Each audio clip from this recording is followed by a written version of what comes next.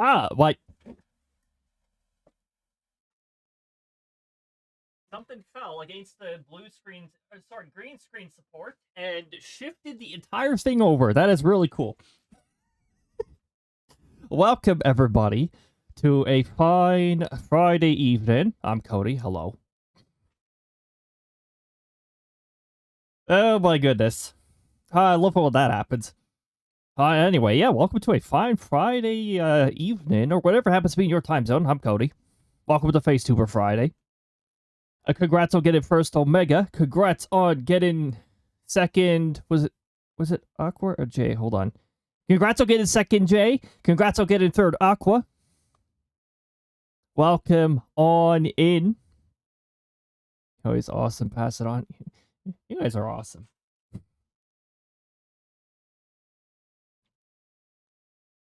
Wait, hold on. I gotta see the attendance rates too, because we got some fantastic numbers happening here. We've got 104 sessions and 99% from Aqua. We have Jay with 52 sessions. There's gotta be a percentage on that soon. Seriously. My check-in system is less broken than Twitch's streak system. Even after Twitch made it more reliable, their streak system is still not the most reliable. I'd say it's like 90% reliable. It's like a 1 in 10 chance of it deciding to do something really dumb. Like, not saving somebody's streak when you join the next stream, which happens less than 24 hours after the end of the previous one. That's supposed to save your previous streak. Sometimes it doesn't. Don't know why. Omega with 105 sessions at 100%. Rosie with 49 sessions, 96.1%. You get some really good percentages there. Yeah, welcome on in, Rosie. Also, I saw a Sangi. I saw a Sangi show up. And once I scroll a little further down, I'll probably see that. Firebot, why are you hiding behind everything? Hold on. Discord, move out of my way and minimize. I don't need to see the Discord while I'm streaming. Until it starts bothering me that there's a ping, and then I have to go in there and go to that specific channel just to dismiss the ping. But there are certain individuals who I don't mind getting a ping for when they're live and all that stuff, so that's usually the reason. Oh my goodness. Yeah, one of the soundtracks in the run up here was the Paper Mario Thousand Year Door Remaster Chapter 1 battle theme, which is based off of the battle theme you hear 80% of the time in the GameCube version of the Thousand Year Door.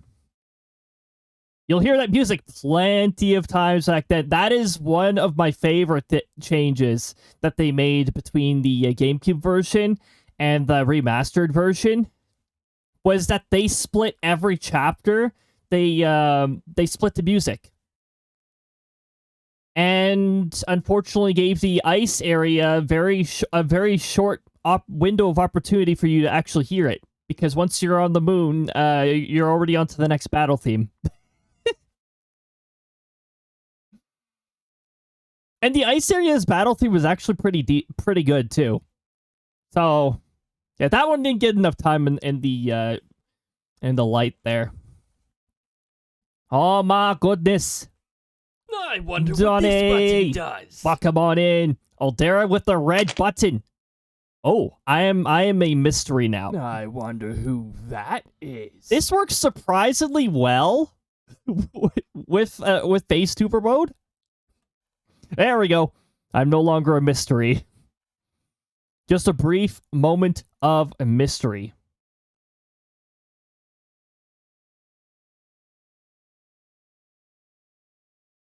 I may scroll down a little here.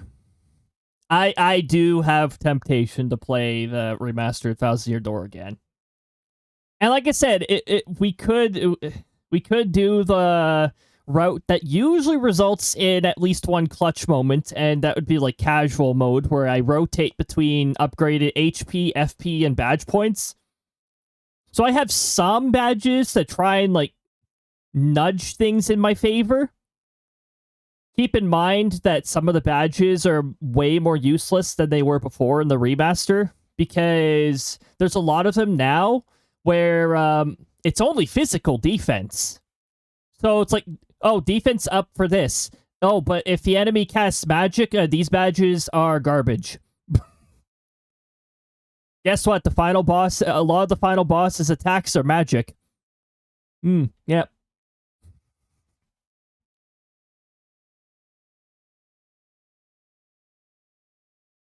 Also, I don't know what they did with the attack patterns with the final boss on Thousand Year Door, but in the remaster, I find that the charge attack is spammed so frequently. It's chosen way more often. There's much less variety. Maybe it's because I had the Feel and Find badge on, so maybe they were just less inclined to try the status ailment ones. But there's still certain status ailments, like the no change status. I don't think Feel and Find protects you against that. Still could have used that one. That one is really annoying, actually. Prevents you from storing up a charge if you want to use charge tactics. Never played a Paper Mario game before. The first two Paper Marios are still a large majority. For a large majority of people who've played the Paper Mario series, their favorites. There's a lot of people who do like the third one, although mostly for the story. The gameplay? No. The soundtrack, while good, also sort of... I felt like there was a layer missing. Okay, literally, there is a layer missing. It was recorded in mono, not in stereo. There is literally a layer missing. And I don't know if I dig that style very much. Also, the art style was a little more... I felt that was a little more lazy, too. Like, they got as creative as they could, sure, but it felt like they put a whole bunch of boxes in front of boxes, and rectangles and all that stuff, and it's like, yes, this is a character.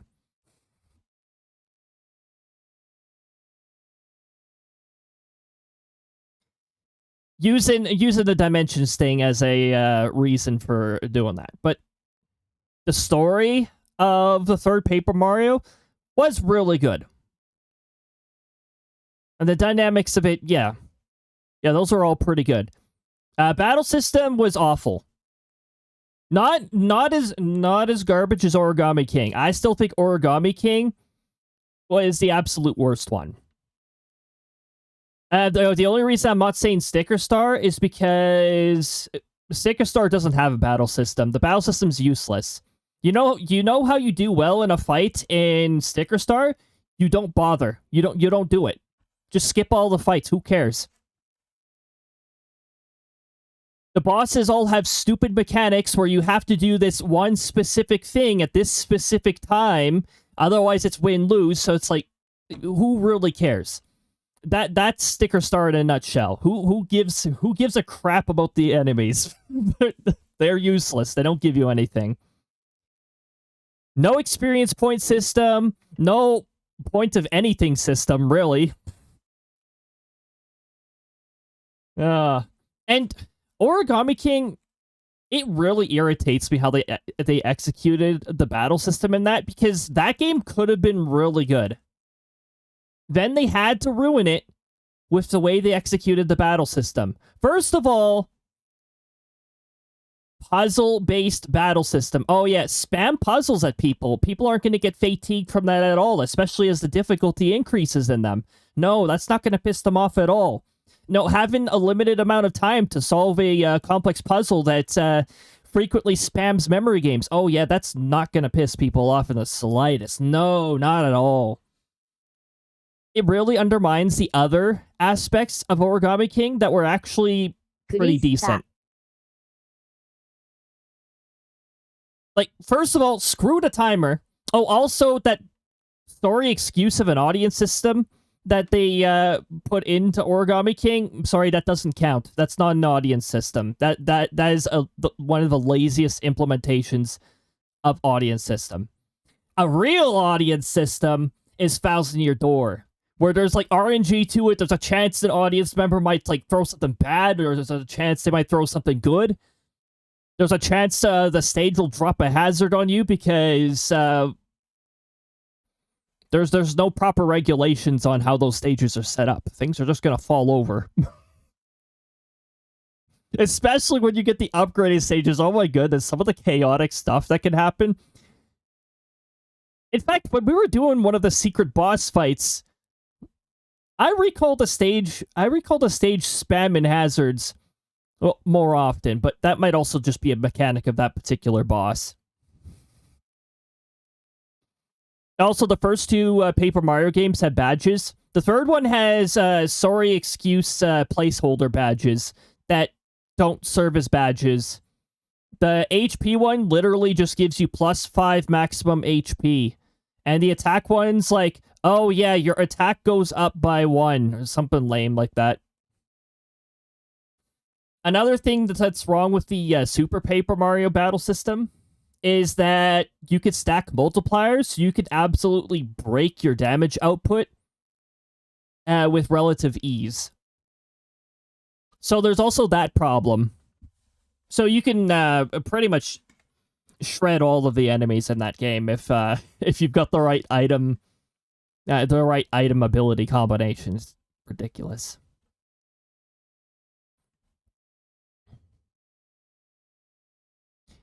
Oh my goodness. But yeah, welcome on in, everybody. Oh yeah, Sangi checking in for 26 sessions, 83.9%. Heck yes. Yeah, the third one was the pixely, very boxy one. It was a very boxy one to me. Also, the RPG element was a little weak in that one. It was more side scroller. Side scroller with good story.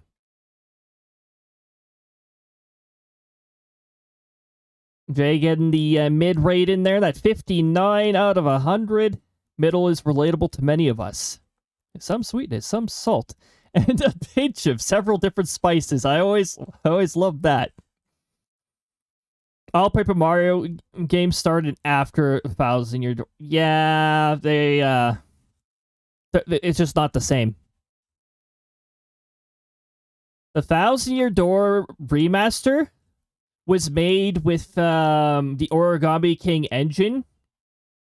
So now their development team can't use the excuse anymore that, no, we can't accomplish this on our new engine and that. Nope, you made it work. Now expecting you to go back to what made the first two so amazing. Also, flip the middle finger to those stupid critics, because I'm sure Nintendo listened to those critics too much. The ones who were, I don't know, head up their arses or something when they were reviewing stuff with like 1000 Year Door and all that stuff. Critics undermine. Again, it's too much like the first one. It's because the first one was pretty fantastic. Why not make another fantastic one?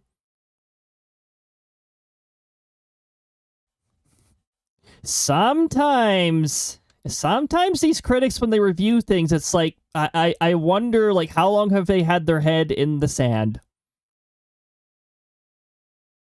Yeah, it doesn't want to give you percentages yet. I don't know why that's happening. Hemlock, welcome on in. I have finally scrolled down. Hemlock with the 97 sessions, 93.3%. Welcome on in. And Sangi's streak mysteriously reset. I can't be entirely surprised. I only keep the streaks on for the bonus silver pieces you get from getting them, so that's pretty much their main purpose. I am curious to see on like how far folks can make it without Twitch resetting them or them just not being able to attend for a day. But I am finding it breaks less often, but again, like I said earlier, it's like 90% reliable now. There's still that like 10% chance that it just doesn't cooperate.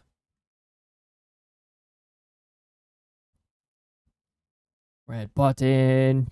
The shiny exchange. I think Diamenda got you most of those shiny pieces back. Because Lemon is a very low, it's like 0.05. And Apple, I think, is just 0.1.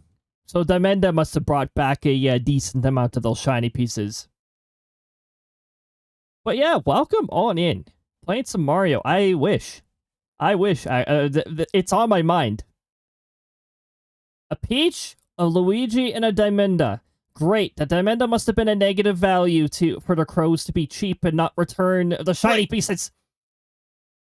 Crows, come on, seriously. Stop hoarding your shiny pieces.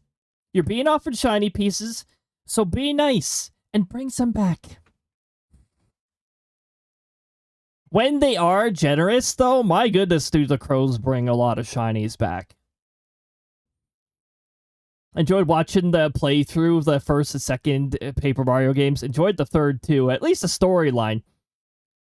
Yes, I have previously streamed the first 3 Paper Marios. There is a 0% chance that I will stream the 4th one. We don't talk about the 4th one. I'm also not going to stream Origami King. I'm not going through the torment of endless puzzles again. Ugh, no thanks. The rest of the game was pretty decent, but the puzzle spam, I did not appreciate that.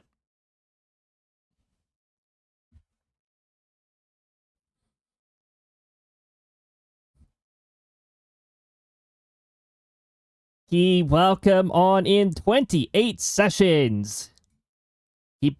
Keeping those numbers building. My goodness. Over 17,000 shiny pieces. My goodness. Sangi's got a 28 out of 100, the rough around the edges range. Which RNG seems to really like rolling that range. But we're all a little rough around the edges, are we not? I mean, like, look. Like my hair's sticking out a little over here. See? Rough around the edges. Oh my goodness. It's also because my hair, when it gets long enough, it begins to develop like a wavy pattern. I've got that kind of hair where if it gets long enough, it begins to do like a little wavy thing. So there's also that. But I'm probably going to be getting a haircut pretty soon. I'm waiting for spring to make up its bloody mind on whether it's here or whether it's not here. We've been hovering around 0 now, and we're supposed to go below 0 for a little bit. It's like, can we get some consistent +5 and up? That'll convince me to cut my hair.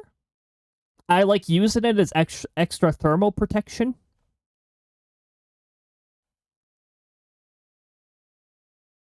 He's got a 46 out of 100. That's the road to greatness. That is the road to greatness one. Ooh, a nice 5,200 shiny pieces. Well, I mean, the crows decide to take 1,000 and just leave. Rude crows. Oh my goodness, the fool's here. Oh my goodness, welcome on in, the fool. Oh, I hope you're having a fantastic time zone. Oh, did I see a really good shiny exchange return? Yes. Jay got the 1%. I think the sectoral leader Cody's a 1% chance, which is a ×5 multiplier. So you got a whole bunch of shiny pieces back from that. Wow, mac and cheese. That is a very good reason to BRB. See you in a bit, Key. Welcome on in, fool. It is fantastic to see you. Oh my goodness. Okay, Fool and Pay are here. This is perfect because I actually got the package today. Now,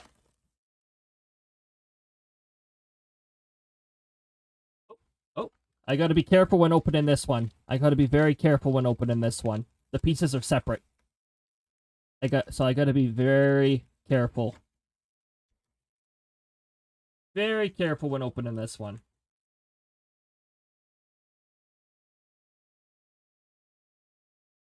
Now, I've only got the inner packaging here.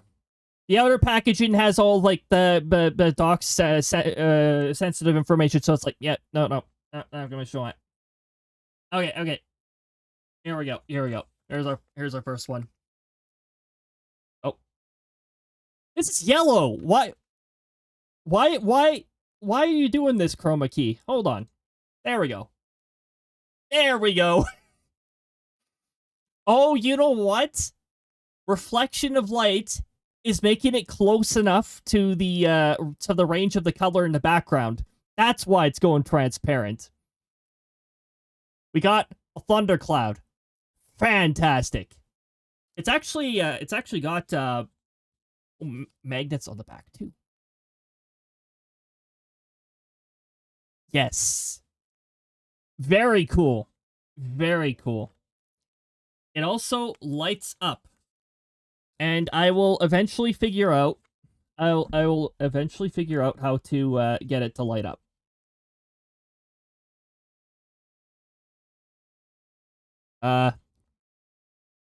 Eventually.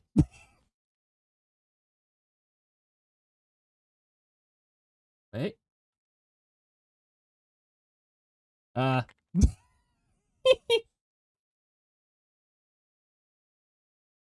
Oh, I have to pull the magnet bit. Okay.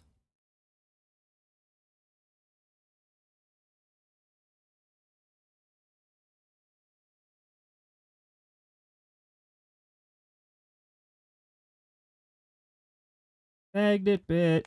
Hey. Oh, there we go. Maybe. Maybe.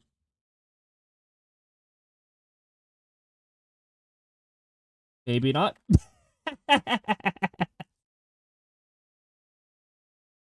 Oh my god. Oh, wait. There we go. It was just giving me some attitude. That's all. There's a little switch on the inside here. I gotta light it up here. There we go. And then I have to... Oh, put it back. Put it back. Like that. And then... Krista. And then reassemble. There we go. There we go. Now it's lit up. Oh my goodness. That is fantastic. Yeah, the little candlelight was perfect. Look at that. That is amazing. So yeah, thank you very much.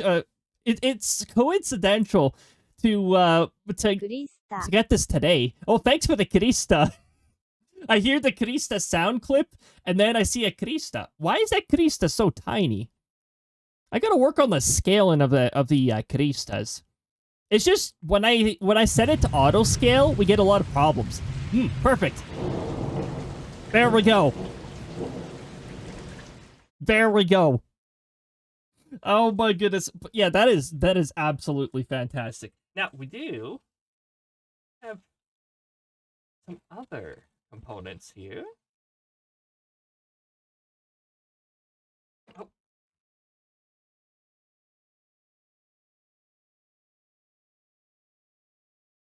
Oh, did Aldera get lucky on the shiny exchange? Yes, a Krista convinced the crows to give more shinies back.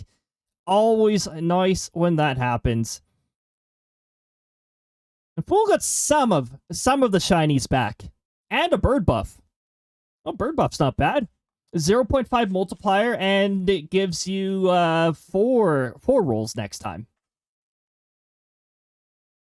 Now, we do have the lightning bolts in separate packaging here, but I do feel like they're part of a larger component. So we got our lightning bolts.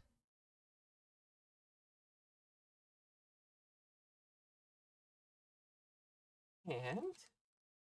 Oh, yeah. And we got the sticker. Which I've already applied. Oh my goodness.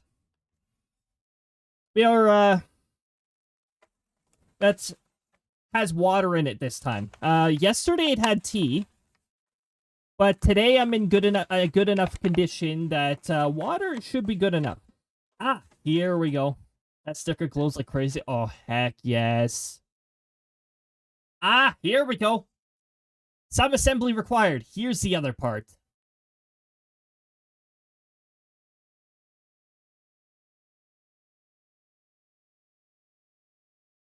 Also, I will have to figure out which one fits where. Oh, actually, better. I had it flipped the wrong way.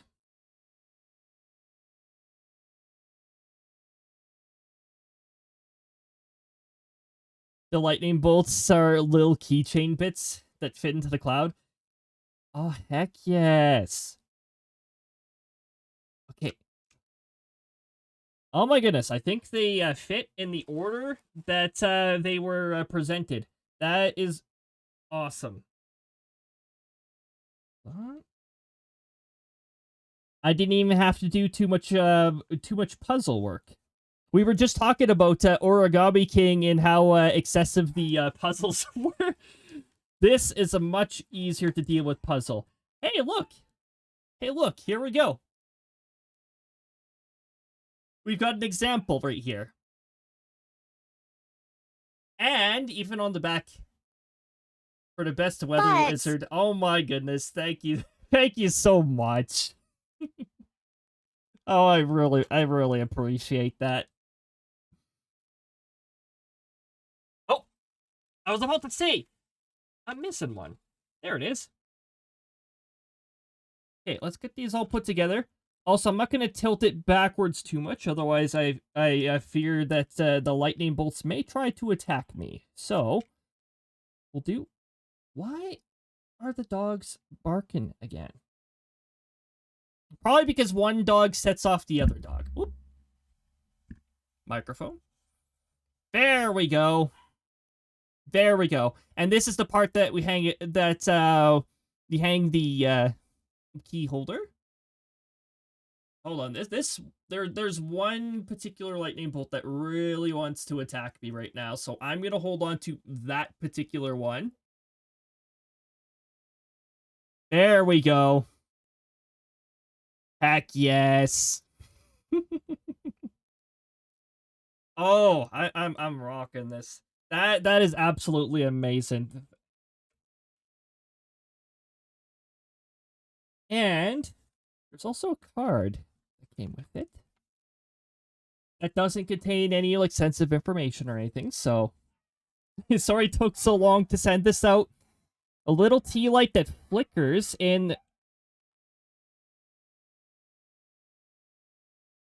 our dogs. Our dogs.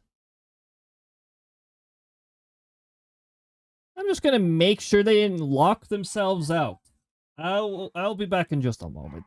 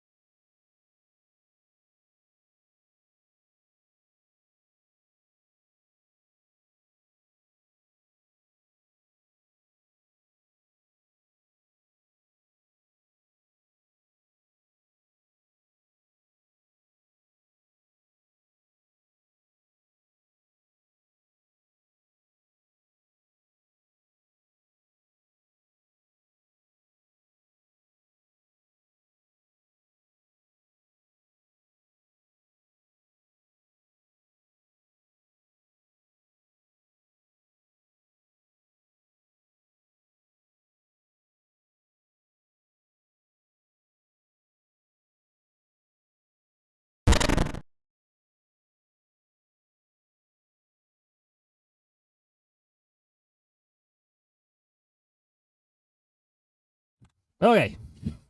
I did remember to mute this time. Oh my goodness. Okay, we were in the middle of reading this. Sorry it took so long to send this out. There's a little tea light that flickers in the single lightning cloud, which we did get to work. You rock. Painful. Oh my goodness, I appreciate that so much. No, it's absolutely amazing. Oh, they're good. We just have people exiting / entering the household, so naturally they go off. Especially when the people entering and exiting are people they're familiar with, because then they react pretty positively. They're pretty happy about the company. Oh, there's the kitties to hug. Everyone get a kitties to hug. Did you like that? There's your Krista hug. That is one of Krista's favorite activities, is hugs. She had a fantastic birthday a couple days ago. Remember the old days of me screaming at my parents and their dogs going crazy whenever somebody would come over? Thankfully, we don't have to worry too often. They don't totally go off. Well, one of them, at their younger age here, is sometimes randomly goes up, but we're trying to discourage that habit, so hopefully it'll prove effective. Oh, I don't want to drain the battery of the wait a minute. This? Oh my goodness, I can. But it's too high. Dang it. You guys don't get to see it. It's at the top of the green screen, but that's out of range. I don't think I have a middle part of the green screen. Dang. I could have gotten clever with this. I could probably still find something, but I'm not going to be able to do it during this stream. I will find out what sort of metal thing I can hide behind the green screen for next time, because I think it'd be cool if it was just like chilling in the background. In the background where the blue-winged kookaburras are right now. That's the background I use when I don't have a background for a particular focus of the day. Oop, thanks for the delayed jump scare. Okay, I don't want to drain the battery. Oh my goodness. Oh. Krista. Cristas. That's a lot of Ah! Attack me! I knew it would do that. Okay. Here. You. Back there. Don't attack me.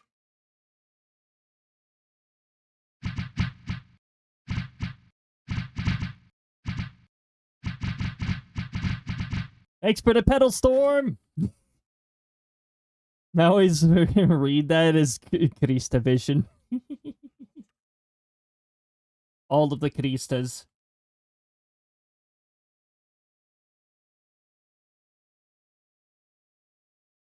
Oh, hold on.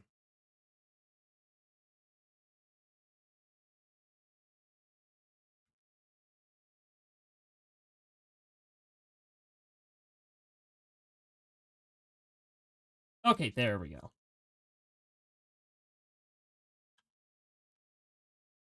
Oh, there we don't go? Okay. Clearly I'm not good at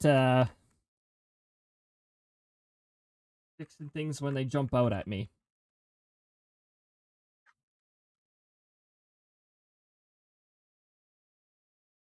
Okay. Now will you be nice to me? Yes. And then you go in there. And then we put this component back in. Like so. Wait. You there. You there. I completely forgot about the delayed jump scare. Let me guess. I'm putting the.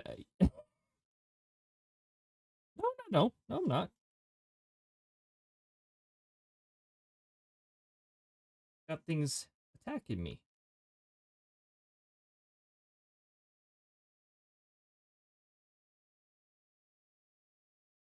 Oh my gosh. Whale me up before you go. Oh my gosh. Okay, we are going to be getting to the weather segment here. I think the lightning bolt may have offset itself when it attacked me. I got attacked by the lightning bolt. Which you know, maybe I should be a little more safe around thunderstorms, so that doesn't happen IRL, because I don't want a lightning bolt attack IRL. No thanks.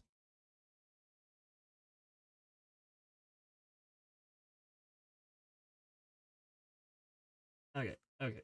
What's going on? You.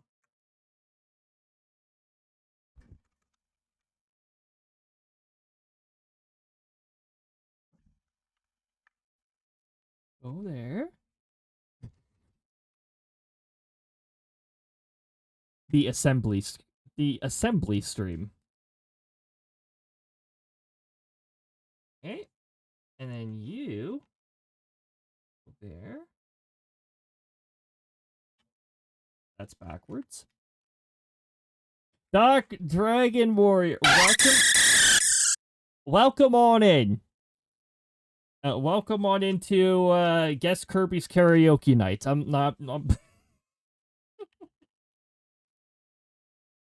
hope you're having a lovely time zone so far. Hey, look at that. Oh, almost.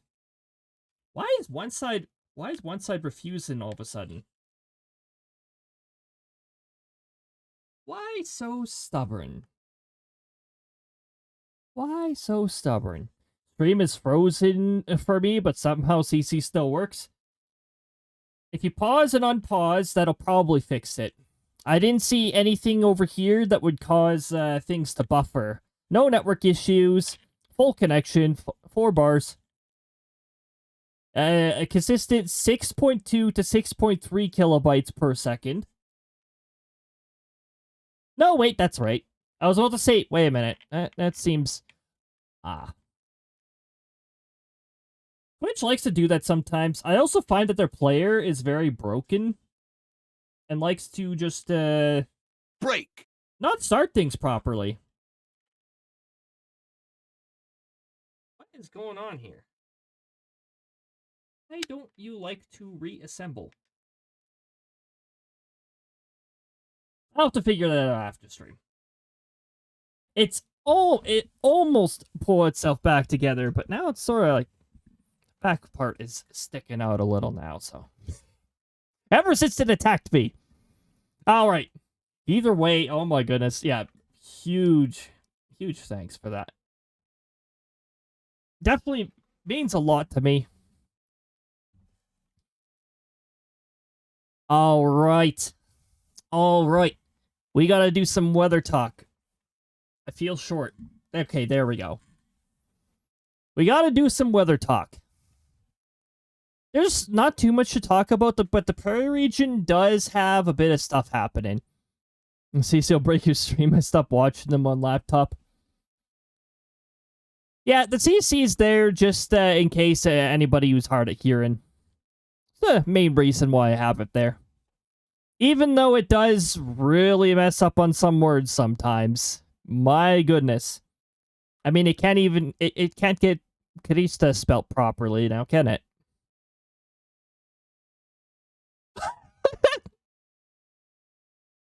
Okay, I haven't seen it mess up on Krista that badly. Also, I liked how it was about to spell out caressed, and then it was like, I don't know.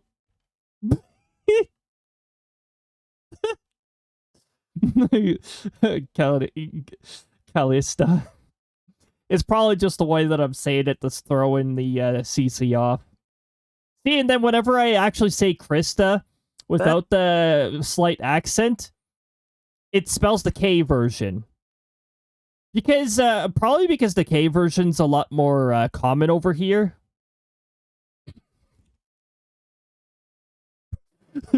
Priority tush. Oh my goodness. CC takes priority over video. Well, CC is it's an extension slash overlay. So it works independent of video. So it doesn't take priority over video necessarily. It just runs separately from the streaming process. I have to actually keep a specific tab open for the separate process. So that's typically why... Well, even if the stream starts struggling in that, you may still see the CC running. And probably see complaining or cursing about the a terrible software or something like that. I don't know. Usually it's on OBS if the stream has problems. Or the graphic... Or Windows being done with the graphics card. Which, yeah, that happens an unfortunate amount of times. I'm not here long, but wanted to stop by and say hi. I appreciate that, Dark Dragon Warrior. Always appreciate it. Priority tush. My goodness. Yeah, Krista's gonna insert her commentary about her tush being priority. Yes.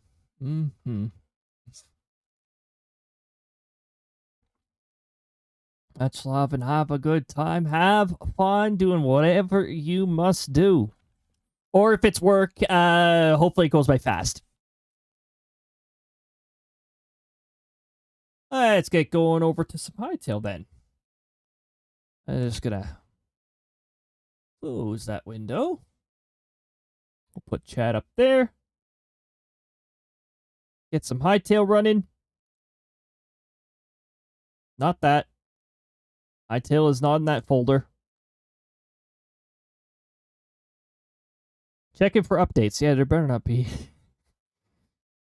The next update I want to see with Hytale is like a public side update that like a major update. That's the next update I want to see with Hytale.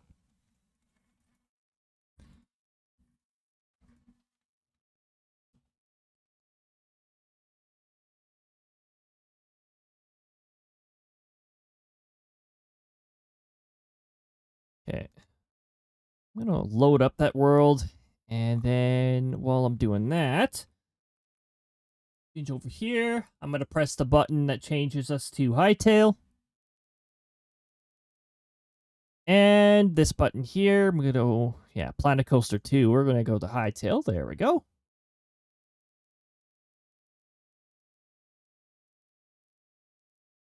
Okay. There we go. Ready to get started. We just finished building a little train terminal last time.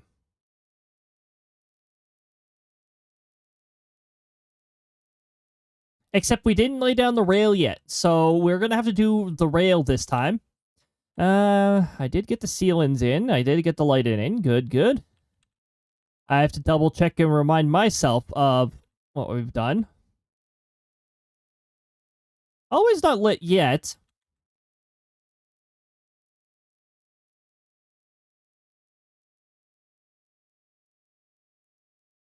Oh, yeah. These swords do a pretty decent amount of damage. But, unfortunately, you can only get them in like, a creative world. Oh, technically creative mode. Well, yeah, we gotta get some rail put down here. Oh my goodness, the tree farms can get absolutely ridiculous. I just reset my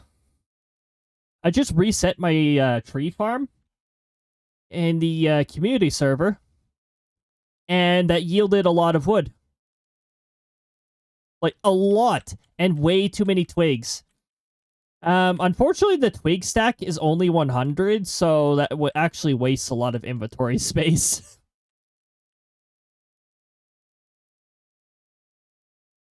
So now I have way too many twigs. I already have almost 200 arrows. I don't think I need more arrows. They also only stack to 100, so that wouldn't exactly solve any problems.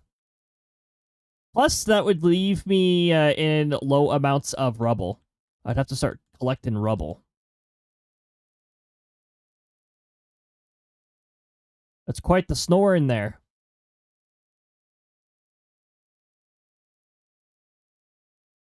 Yeah. That would be nice if it was like a 500 limit. Like the fiber grass. Or sorry, plant fiber. Oop.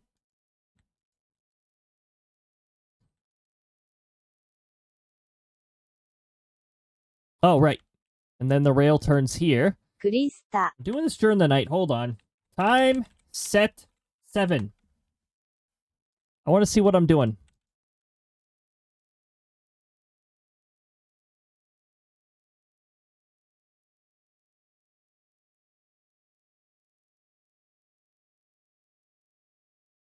By the way, if you can't do this in a creative world that you created, make sure you promote yourself to OP.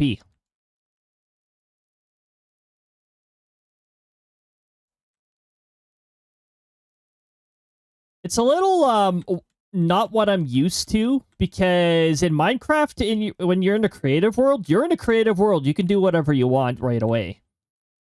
But in Hytale, you have to promote yourself in your own world.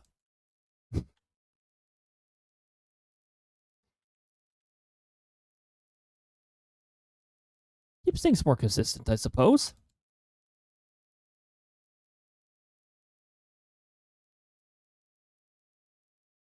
Oops. Maybe that's what my issue was when I tried creative. Maybe. You also can't spawn mobs without the OP status. Apparently. I don't want to spawn a mob right now. Actually, you know what? I could spawn a nice mob, maybe. I haven't even tried.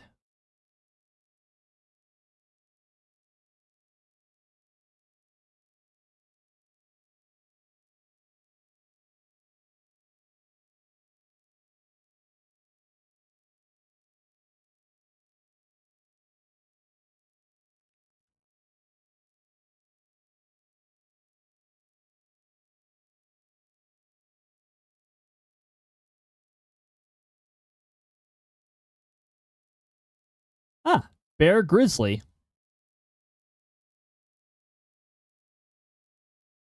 We could spawn a chicken.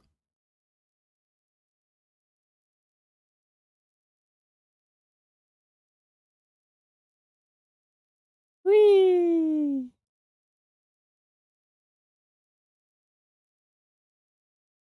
Spawn one chicken. Ah! There we go. Okay. Entity tool's easy enough to use. I'm not going to use it right now. I'm in the middle of building a rail, but...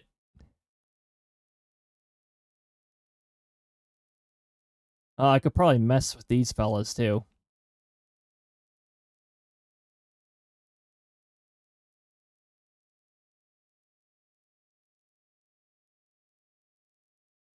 Okay, okay.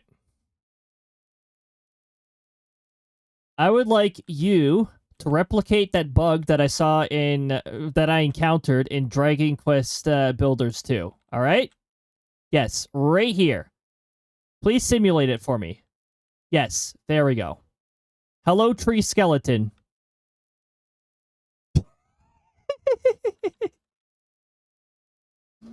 There we go. That was the bug that I ran into in Dragon Quest Builders 2 when enemies spawned one time near my base. One of them spawned on a tree, except they were stuck on the tree. They didn't know what to do. This fella at least knows how to wander the little bit of tree that they have.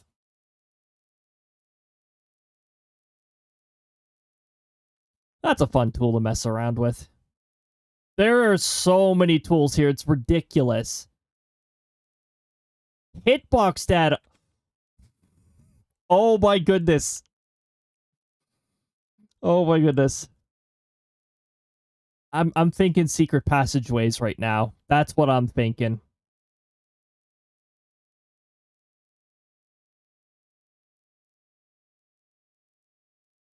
Now we have a chicken just randomly wandering here. Don't worry about it.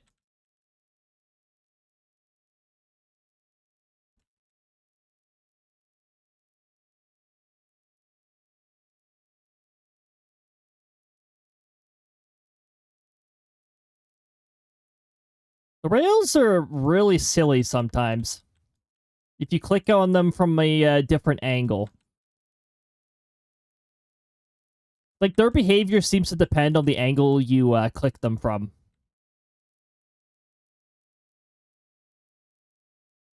But also, rails are very early in progress. If I did this, for instance, and then did this is what happens. This doesn't work very well at all. It's very poorly... It's very unreliable. You can't control what direction you go.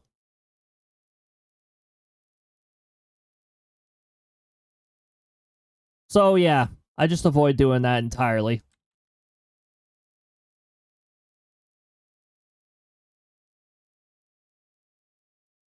Man, the game's still, like, pretty early.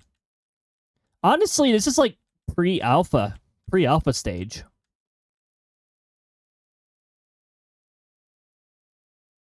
Sort of like Voices of the Void. It's so early in development that it's not on, like, Steam or any, like, games library yet. It's on their own instance, though. I sort of like getting games right from the source, because then the executable's right there.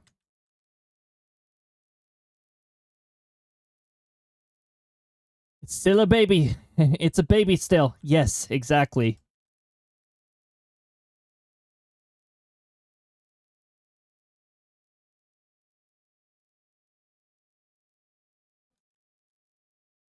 Have you had any success with keeping the minecart on the tracks? I swear I have to replace it every time. So far, I haven't... Well, actually, there was one time where it immediately derailed. But after I got it placed on again, it didn't do that again.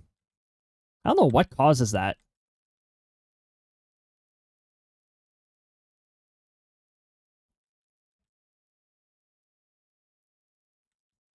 I'm starting to build a rail system on the community server, too.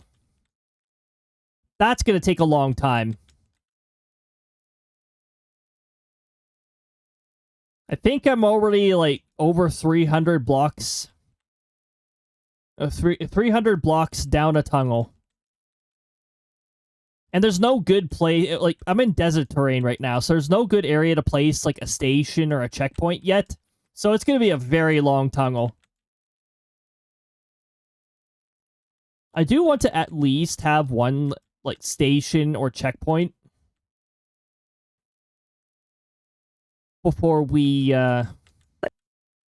reach... Oh, what the heck. Before I reach the ocean. I might be tripping, but is there any game audio? Oh, did it not enable itself? It is possible. Yeah, of course it didn't. You know, I changed to a topic that is a game, and apparently it just chooses not to do that. Or do I actually have something that checks for Hytale? Events.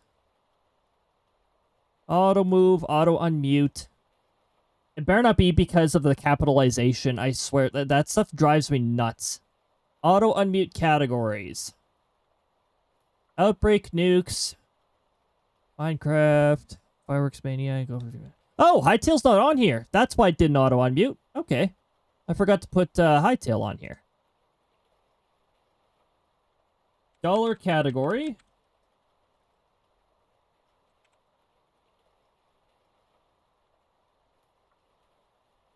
Is...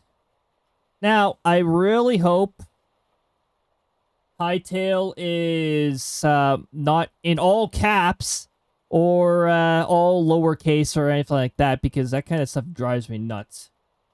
I need to use the exact case in.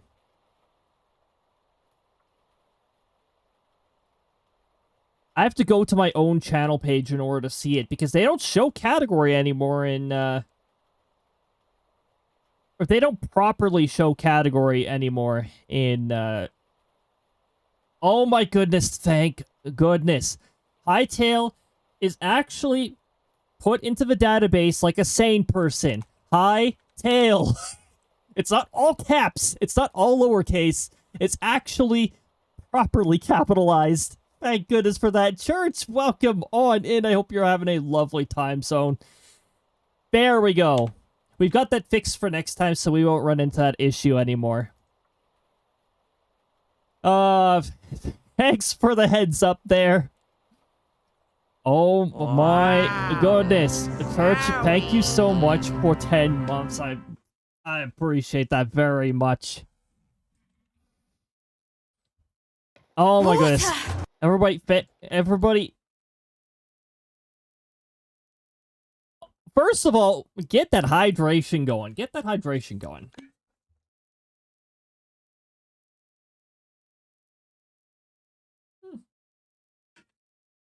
Oh, very good. Very good hydration. But also, everybody, make sure that you are following Church as well. Church plays Minecraft with a whole bunch of mods, and it is such an amazing combination of mods. It is really fun to watch the gameplay over there. Not to mention the adventures that are almost always had over there, like with the Minecraft. So definitely give a follow. There's also some other categories.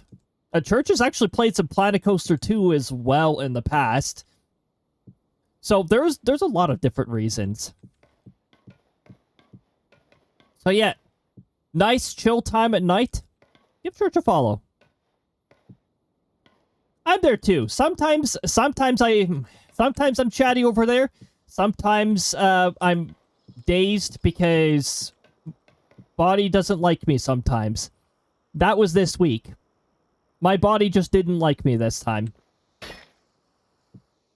Okay, we're going to get these rails connected. Now I have to build this rail all the way over here.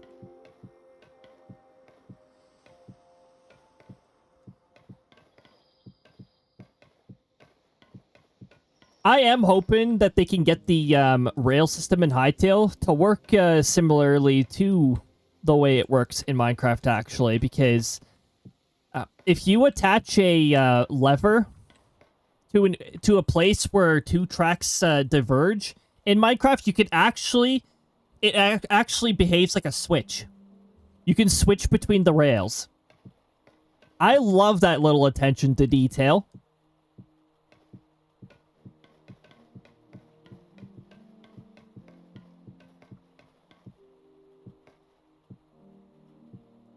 Why is that rabbit missing half of its HP?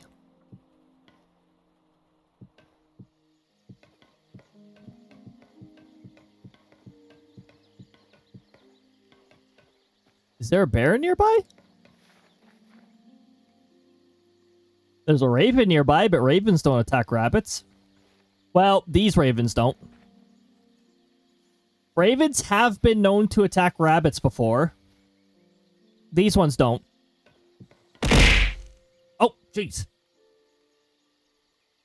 Oh. Oh. Oh, there we go. There we go. Oh my goodness. Oliver, thank you so much for the tier 1 sub. I appreciate it very much. Enjoy the ad-free experience and the little badge that comes with it. Not to mention the emotes, which I am still trying to get myself to get more emotes added. I think, from what I'm seeing on Twitch here, I've got to add more animated emotes. Apparently, that's the one I have a lot of slots for. Could be a snake. I've seen them attack the turkeys near my home. Oh, maybe. There was a snake nearby. There was a snake nearby. Not these fellas. Oh, wait a minute. Maybe. I've seen these fellas attack wildlife before. I like moats. That unhinged one, oh my goodness, I had to add that one. That was from Post Heaven Sword.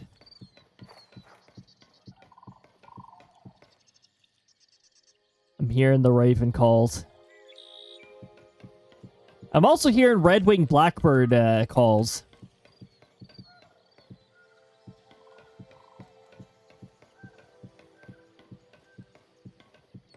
I recognize most of these birds.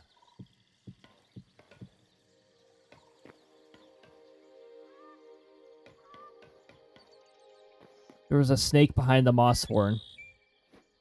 It was probably the snake that I saw while I was building the rail this way, too.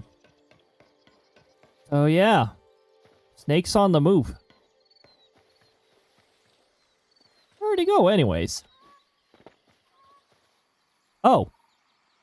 Are you a cave snake now? Okay.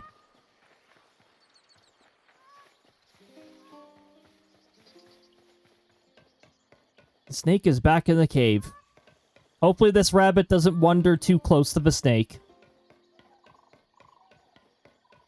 But also, there's a coastal snake, too. I'm gonna lurk for a bit. Me and the girlfriend are gonna play some Verizon. Alright, have a lot of fun with that, munchies. I appreciate the lurk very much. We will see you laters. Whoops. There we go.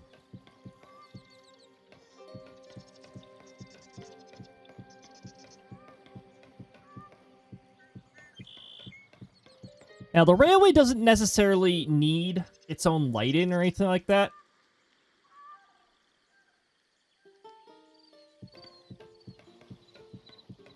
Oh my goodness, that bird that I heard before, the crickets, that sounds like a killdeer. I know what they are. Those are classic prairie birds. I'm trying to remember, I think they go down into the US Great Plains too. They're the bird that pretends to have a broken wing to divert predators away from their nest. That bird. The killdeer. They're so adorable.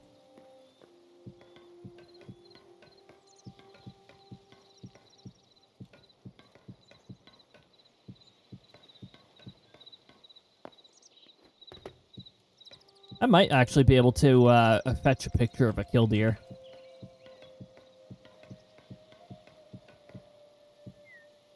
They're a smart bird to an extent. Their backup tactic is charging the predator, which isn't a very...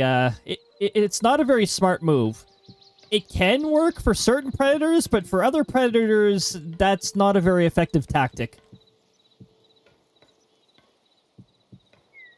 So in one way, pretty clever. In another way, that's a 50-50. It depends on what predator you're dealing with. Some predators get confused and are like, why the heck is this charging at me?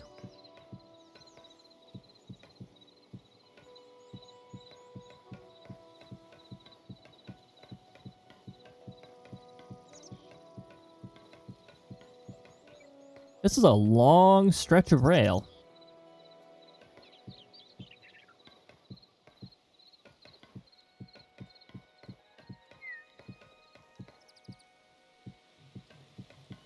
Now, I think the minecarts that are located where the rails meet over here, they should stay on the rails now, but that's because they're already on the rails.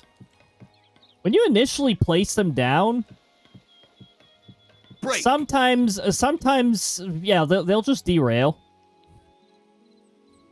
Zeno, welcome on in. Just saying hi before break ends. I appreciate you swinging on by to say hi. Very much appreciate it. Bid farewell as Resident Evil 9 finished downloading and I must get my Leon Kennedy fix. Oh my goodness. That'll definitely demand your full attention at times. Although, it might be because I keep seeing people playing on insanity mode or whatever the high difficulty mode is. That might be why too. But yeah, have a lot of fun, Awww. I'm done downloading Resident Evil 9. Hope it's done when I get back home from work. Oh my goodness. Good luck on it.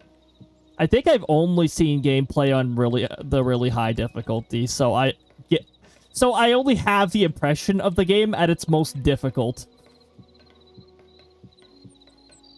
It's gonna be quite something if I watch somebody playing on a lower difficulty and they'd be like, "Oh, this game is playable." This game isn't, you have to super guard everything. Oh my goodness, that's what the high difficulty mode looks like when I see people play it.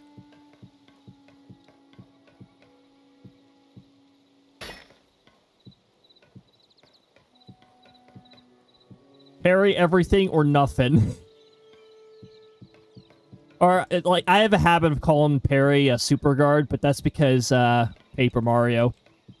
Thousand Year Door mainly because that was the only Paper Mario that had a parry system.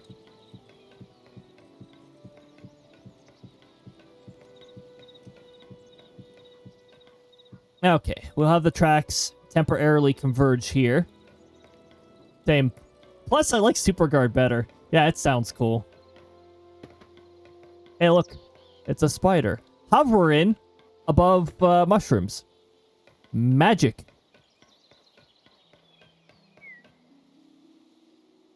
And a bear. Both would bother you if you wandered too close.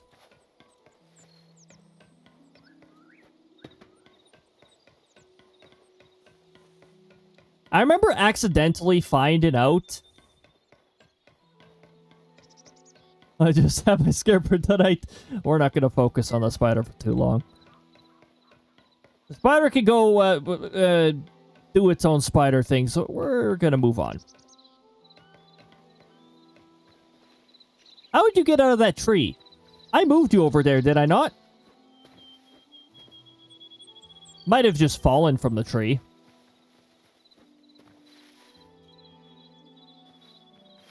I did not take any fall damage from that.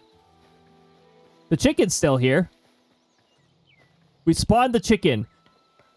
I can handle those spiders because they're fuzzy. Tarantulas, cave spiders, though.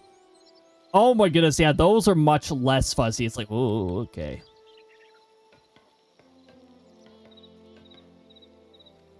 I can't handle that, yet recorded myself playing Kill It With Fire. Burn the forest down. That spider wasn't there before, so I think the game spawned it.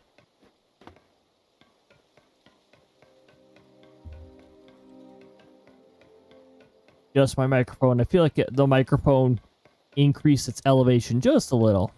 Elevate your microphone. That's not what I mean by it. Baby bunny. Hiding in the bushes.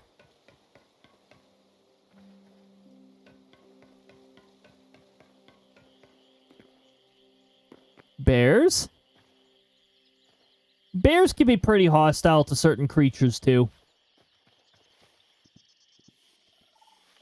Bears and snakes, though, they don't care. See? They're just chilling next to one another.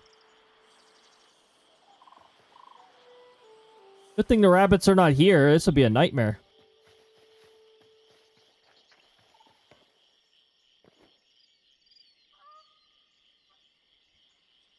Bad actophobia. I can't even talk about them. I think that's the only one we've seen in the area, so hopefully we're all good.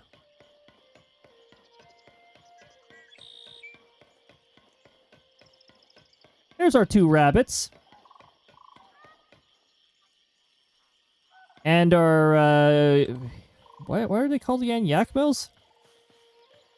I think the snake is still stuck in the cave. Oh, no. Snake is practicing. The snake is practicing its show off. It still looks so cool. Just can't with spiders. There actually is a mode to shut them off. I believe it is under gameplay. Yes, here we go. Arachnophobia mode. You can actually toggle it on. And if you're not a big fan of snakes, we've got the ophidiophobia mode. There we go. Ophidiophobia. I can see why crabs would trigger similar fears. Actually, they have a lot of legs. Oh yeah, makes sense. Makes sense. I just held the jump button. Wait. What happens if I don't hold the jump button? Oh, same thing. Okay. So I was ignoring the jump button while it's going up. I want to jump up the slope. Hey, look, an owl. Ah, yes, here we go.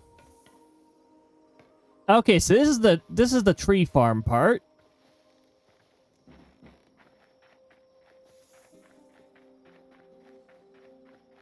This was where I was experimenting with the tree farm. Are these not 10 spaces from each other? 1, 2, 3, 4, 5, 6. Hard to count the squares when it becomes nighttime so frequently. 1, 2, 3, 4, 5, 6, 7, 8, 9, 10. The 10 spaces! 10 spaces!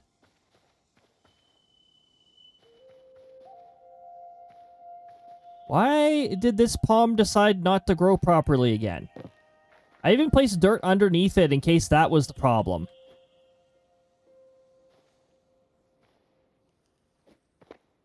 Don't think there's a requirement for it to be surrounded by dirt.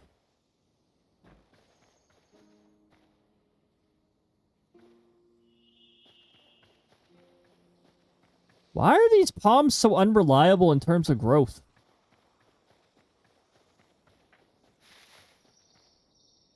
Also, they gotta fix this skybox problem. I'm noticing this regardless of which world I am, but when you look to the sky, sometimes the skybox abruptly changes. I still haven't fixed these spaces, I see.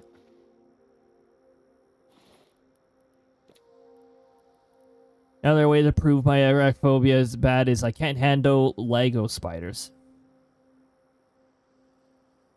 It checks out if it's bad to a certain extent. Yeah. Oh my goodness. You gotta stretch my neck a little. Ooh. There we go. Hey Nick, just a reminder, you have muscles here. I'd like you to remember that. Yeah, appreciate it. Might just be post my body getting rid of being bothered by yet another whatever the heck it was. Don't even know if I want to call an illness anymore. I don't know what's going on. Okay.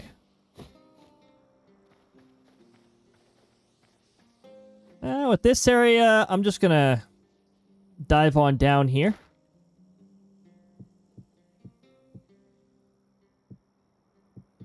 We'll just put a full column of dirt underneath these.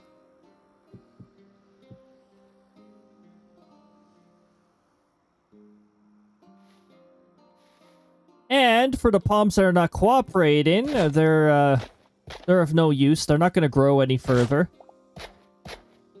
So we'll just, we'll have to take those down. And we'll have to put in new saplings. These palms are successful, so we're just gonna, we'll leave them as is. Although I've noticed the palms never grow past a certain stage. Even though I have seen them spawn past that certain stage before. So I don't understand what the heck is going on with the growing system when it comes to palms. There's something broken about it. Okay, so plants. I've got to scroll far enough down past all this stuff here to the sapling section. Ah, palm sapling. Fantastic. The grass immediately replaced the dirt that I put in. So now I have to manually count.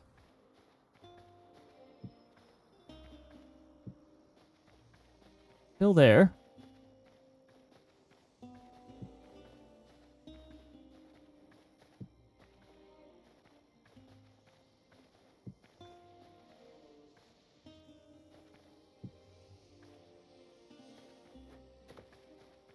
There we go. Palms, when they first grow, always dig, they always shoot 2 blocks down. I used to just put a single block there and then just have them grow. Then I didn't like seeing them floating. So I decided to put a block down where I estimate them to be. Then there were floating blocks, and I'm like, no. Now, for some reason, some of them are only growing to some extent and cutting themselves off. I didn't have this happen on the community server. I don't know what the heck's going on with the growth of some of these. I know what's going on with this one. This drywood tree decided to grow over this one, so now this one can't grow anymore. These trees are notorious for sabotaging others. That's why I give them a radius of 10 from the other trees, so that they don't sabotage the other trees. Apples, apples, apples, apples, apples.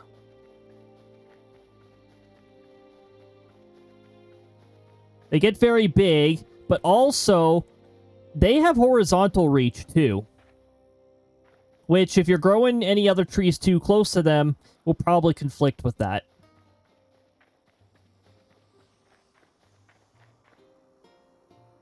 What the heck's going on with these trees? Cedars are not growing all that much. The redwoods become gigantic, by the way.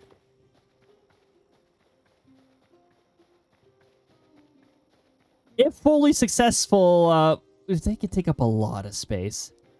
They also don't reach very far down with their root system. So if you're making a tree farm and you're trying to, like, farm wood off of all that stuff, you got to keep in mind different kinds of trees behave differently in terms of that. Why is this one not growing? Is this redwood just reaching over a little too much? Is that why? Like, what's going on here? Or did the top get tampered? Sometimes the tops just randomly encounter problems and it prevents the trees from growing. I don't even know what the heck gets in the way sometimes. It's a snake. Protecting the woods. Are you the protector of the woods? Good.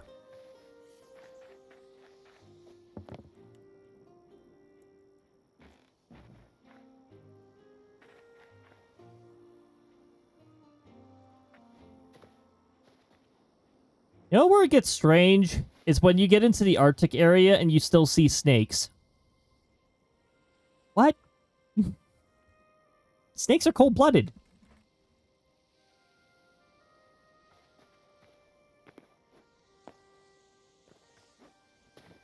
Hey, we can get snakes up here too. We get pretty cold during the winter, but we can still get snakes.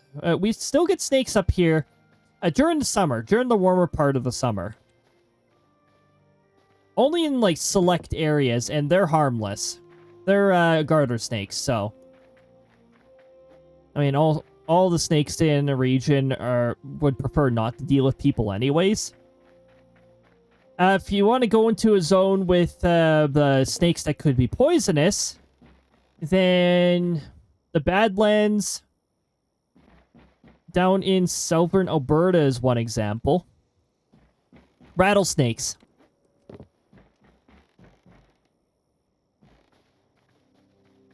Get the rattlers down there.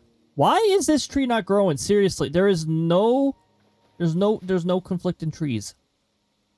Like what? Do I need to trim this tree a little? Is that it? Grow. Why are you not growing? Why is this ash tree not growing? Why is this one not growing?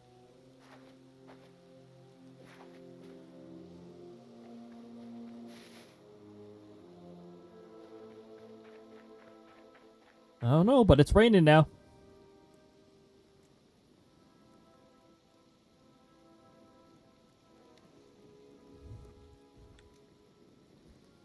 I used to have arachnophobia, but I learned a lot about spooters. Now I don't actually have it. That is one method. That is one method of reducing or removing fears, is knowing more about something. It's one method. I know it doesn't... It's not a surefire way for everybody, but... that is a valid method.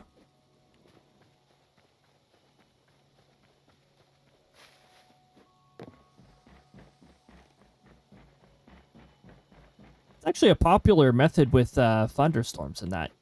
People learning the mechanics of that.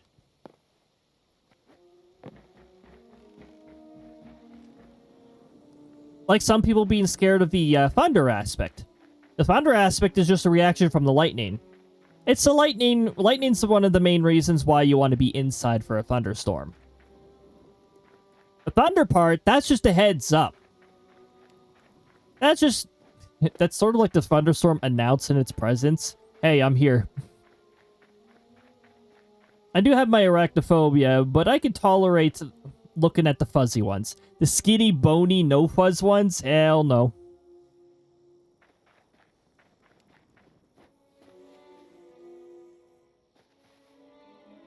There's a lot of trees in this tree farm that are just not growing. I don't know what the heck is going on with this. What did I do different with the other with the other tree farm? Oh yeah, there's this ice cave that I built some of this over. It didn't really affect the tree growth here. Are these oak? No, these are beech. That is birch. Okay, oak trees. If you're doing tree farming, keep in mind, if any of your oaks become fully successful, they have one heck of a root system going on underneath them. If you want to extract all the wood from them, it's going to take notably longer compared to other trees. Keep that in mind. You do get well over 100 things of wood from them, though, if they're fully successful. There's payout for it. I think a redwood gives you like 160 something, or was it 180? I don't remember.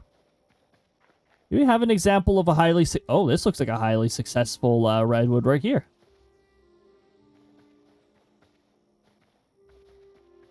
Highly successful redwoods only reach 2 down. They don't even have a very complicated root system. All these trees have different perks. Apple trees don't grow very tall, but, I mean, they give you apples. They're a renewable resource. Which is probably why they cause so much life... Why am I forgetting what the heck it's called? Life essence, there we go. They cost 1 greater life essence, which is the equivalent to 100 life essence. Well, anyway, we'll have to come back after a little bit to see if these palms decide to actually grow into... I guess this is as far as they grow right now. I don't know. That might just be... that might also just be something they haven't fully developed with the tree growing system. I've seen them spawn at later stages, so it's like... why?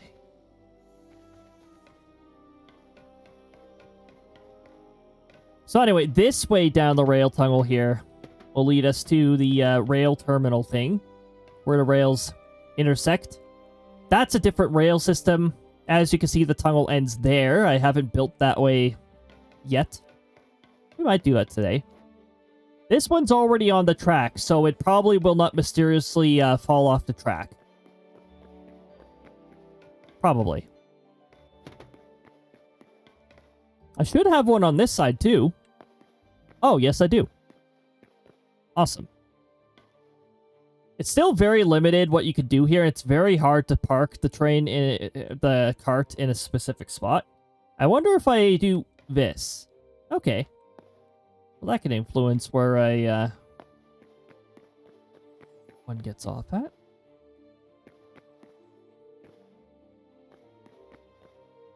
So this is where, like, the north-south line intersects with the east-to-west line, or vice versa. Right here. You can actually see the rail system going to the north here. It goes all the way up here, as far as here. I don't plan on building any further than up over here.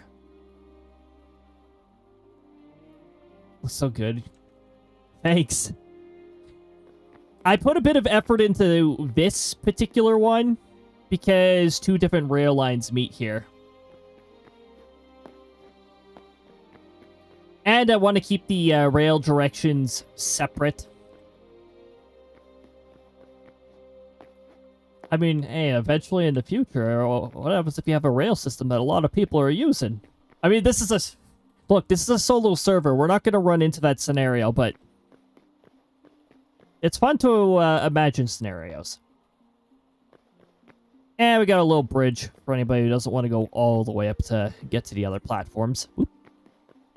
I've got auto climb on. That's why that happens.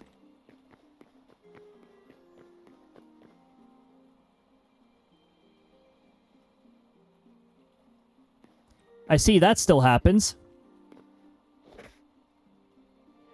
Always love that.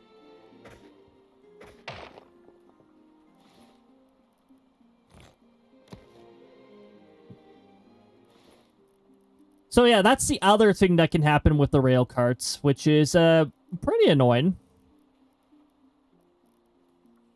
I'm in creative mode, so now I need to find the rail cart, which I always keep forgetting where the heck it's found.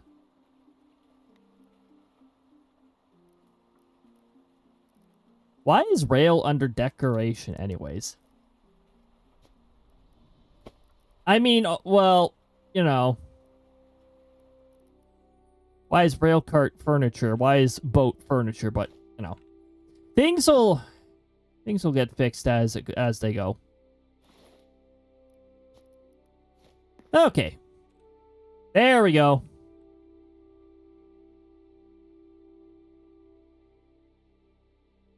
Technically, I'd want to be on the other rail.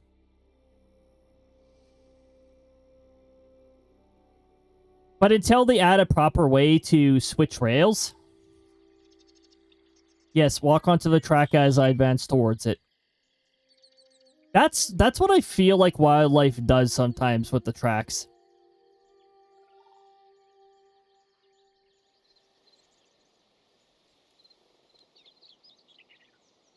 They see something coming down the track at a high speed. And then they move into the track. Or move towards the track. Don't do that.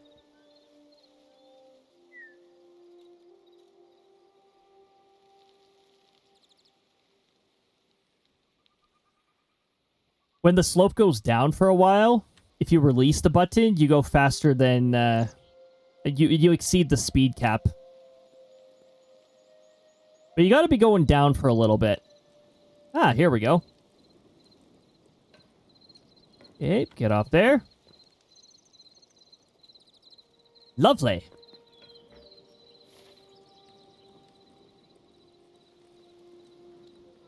Oh my goodness, you can actually see the station and the reach of everything, too. The bridge. The other bridge.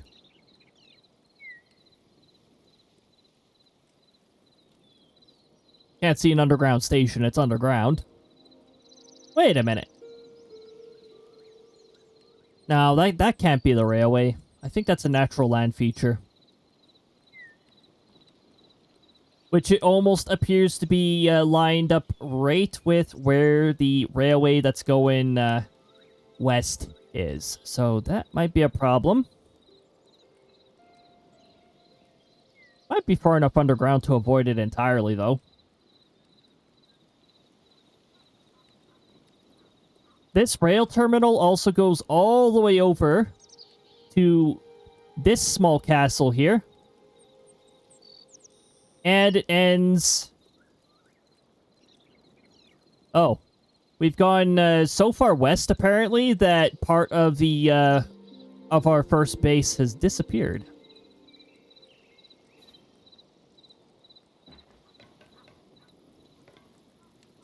Okay. Anyway, I think we're gonna build west. The controls are inverted. This is gonna drive me nuts.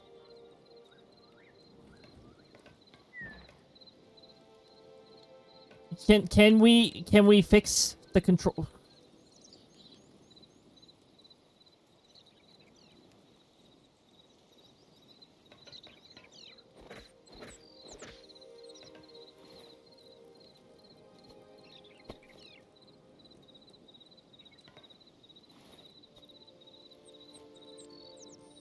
I think it would have been nice if they put a little more test in on some of this. You know, just have somebody test it out by like riding in it on the rails here and checking the on-off behavior and stuff. The inverse control thing that will drive me nuts. I don't like inverse controls. I always have inverted controls off.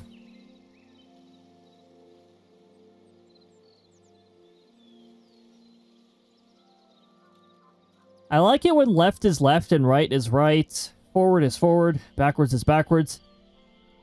Now, the only time where I'm okay with inverted controls is aviation. And actually... that one is because the knowledge of how the aircraft's mechanics work actually makes perfect sense. Oh, yeah. Speeding right through here. Okay. I'm gonna get up there. Okay, so we want to build further this way.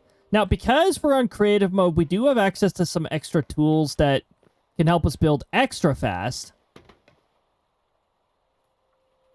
Oh, I think I was going to increase the height by 2 again. I temporarily did that to avoid conflict with the tunnel up there. And here I was close to the tunnel, but I was like, yeah, I'll just bridge it. It looks cooler. Oh, when it goes really fast? Yeah, my goodness.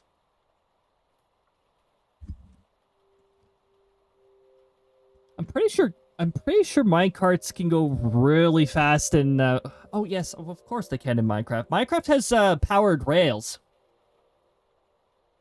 which I took full advantage of. Like I said, I think something similar to Redstone and something similar to powered stuff is going to become a thing in Hytale. It's just a matter of time. They've got other things to focus on. They've also got an entire story mode and like a minigame mode. There's a few other modes they're still working on.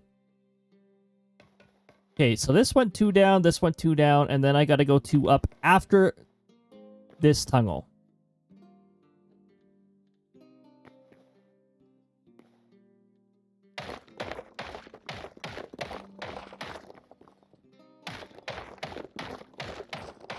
Now, I don't have any mods installed here, so I don't have the fun little like lamps that I can hang on the side or anything like that, but that's fine. Looking forward to the minigame mode and adventure mode. I think it's gonna be cool. I think it's gonna be a really cool experience. Okay, so I gotta put these 2 forward. 1, 2, 3, 4. I'm gonna wait until the next light that I put in. I like to put in my lights every 5. Where's the light that I'm using here? Oh! Oh, I'm only using this kind of light here. Wait. Wait a minute. What's with the inconsistency on sides?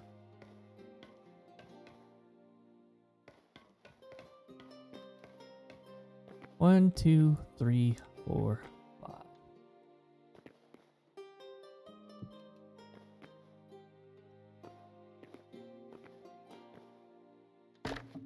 Don't know why that one's there. It's very out of place.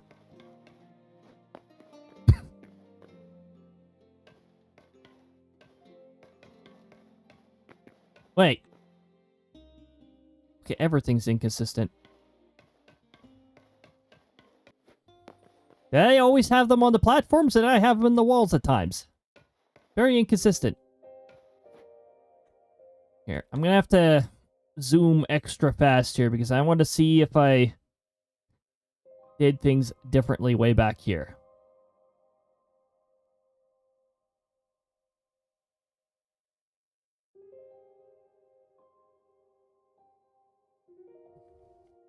This tunnel goes pretty far.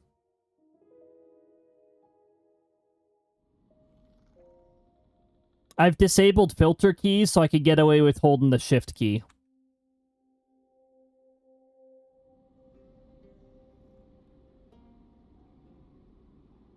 Oh! Well, for some reason I decided to change it once, once I got past this bridge, I decided to change it for some reason.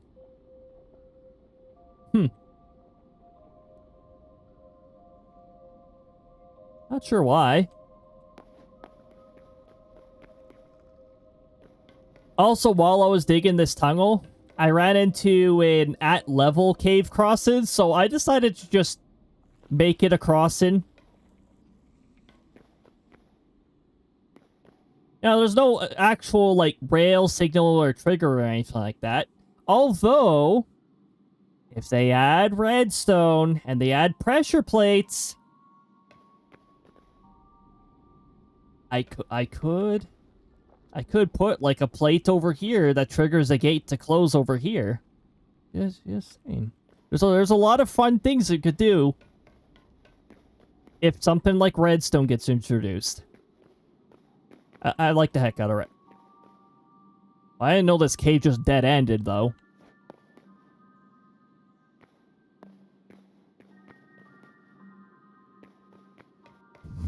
Put up a sign here. Warning, this part of the cave is useless. There's nothing here. There's some rubble you can collect. There's a stalactite here. Another stalactite that goes... I don't even know if it's not even a stalactite anymore. It's touching the ground. It's a column at this point.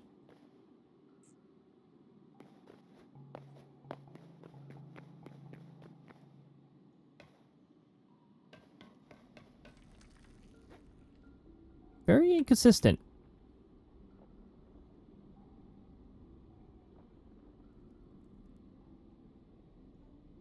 Oh, this is the underwater tunnel. Now, I have the no-clip thing on, but only when in flight mode. That it only kicks in when in flight mode here, so.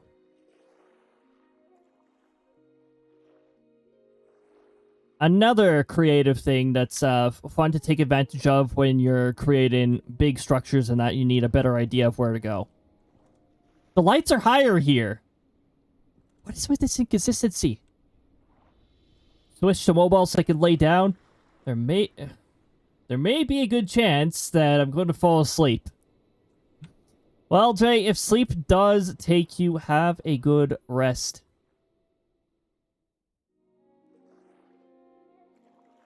And hopefully it winds up being high quality. Uninterrupted. All that good stuff.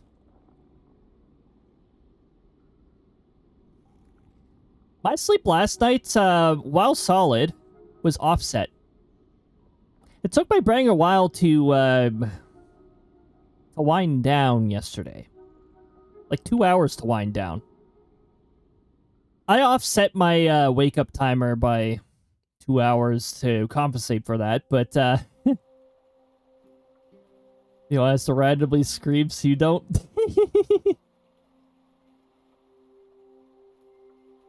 Welcome on in, Auntie.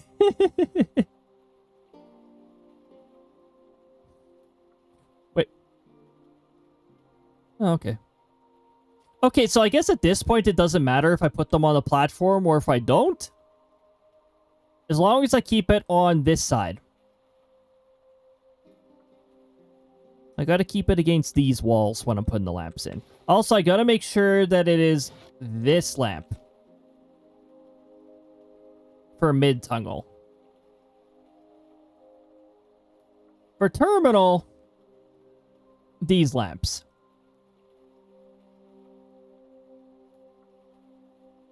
You always make me want to redo everything I have. Oh. I'm not going to do this with every train terminal, by the way. Also, this is just a coincidence. Wait. I didn't even realize this was topaz. I run into a crystal deposit while building this, and I didn't even realize it. I was just mining into the roof and had crystal shards fall down. I was like, what the heck is going on here? I ran into a topaz deposit. That's what happened.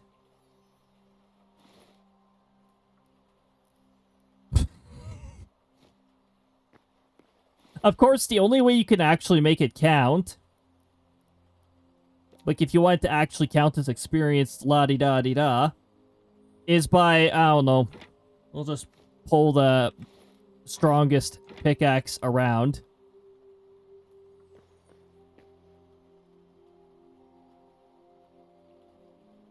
In order to actually get the... Well, technically, you can also, in creative mode, you can go into gems, and you can actually just grab a topaz if you really want to. If you're in, like, adventure mode... Okay, that's probably why I didn't mess around with this, because I'm in creative mode. And if I try to manipulate it in any way, it'll destroy itself. Also, it actually creates a little bit of lighting on the roof. The copper I'm not too worried about.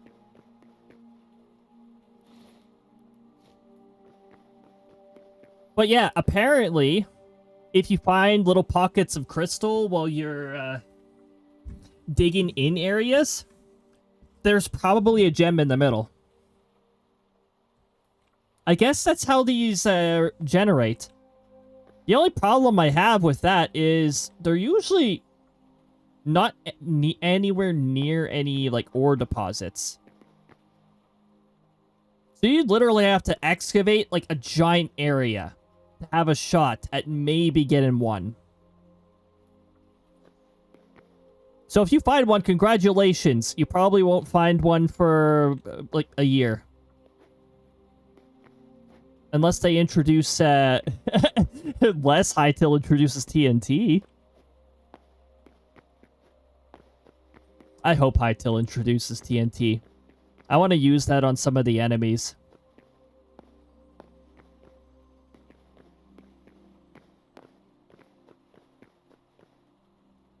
Have a bunch of crawlers chasing after you? All right. I'm just gonna, you know, gain a little distance. Place this TNT down, light it, run away. Okay, have fun.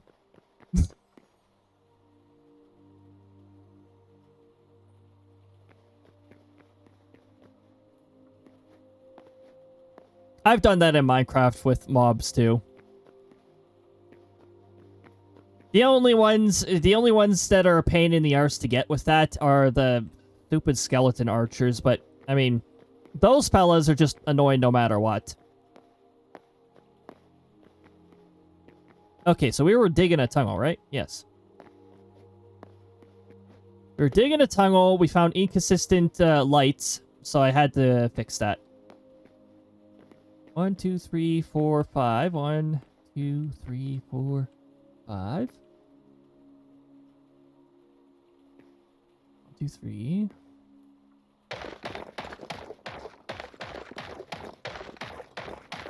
4.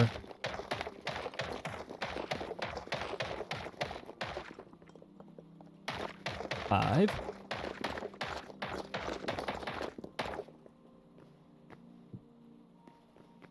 Put that in.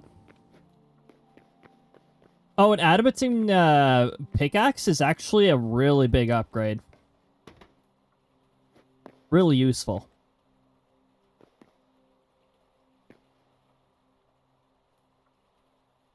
What is with my stiff neck today? So, those do damage blocks faster. I can actually one-shot sandstone. So there's actually blocks you can one-shot with that kind of stuff. I mean, once you get the adamantine, which... I found a lot of my adamantine in the dino area, which I don't like to go too deep into. First of all, it's very possible to get lost in it. I always have a warp barrier with me just in case. Second of all, I don't want to aggro any of the raptors. The raptors out of all the enemies are the most annoying to me because there's almost always at least 3 near one another, and they always work in groups. True to their nature. That is how raptors operate.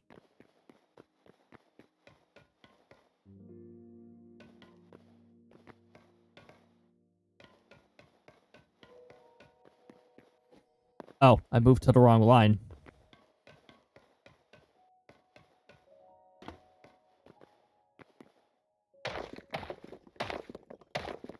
Also, I think I wanted to keep this up one height.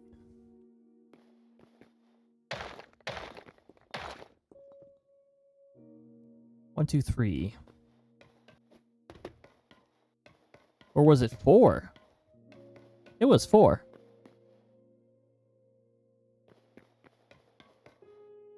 But I can't quite 4 over here because I know that this tunnel's just over here. I can't 4 right over here because the platform is just up there. So we will increase the height over here. Because what I want to do is I want to bring the tunnel back up to 2 blocks. Essentially, I want the ground here to be at a y-coordinate of... Can this thing make up its mind? Yeah, 115, right there.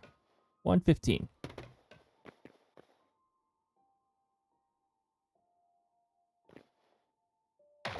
I'll wait until 3 blocks of this, and then we'll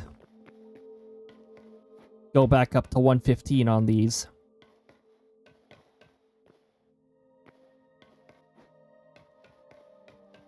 And hope that these tunnels are still in sync.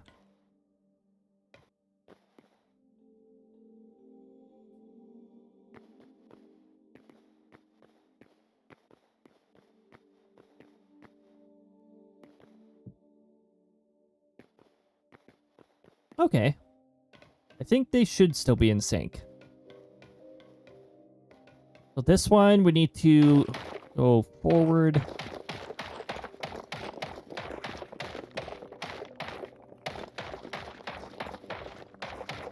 Two and 3. Ah.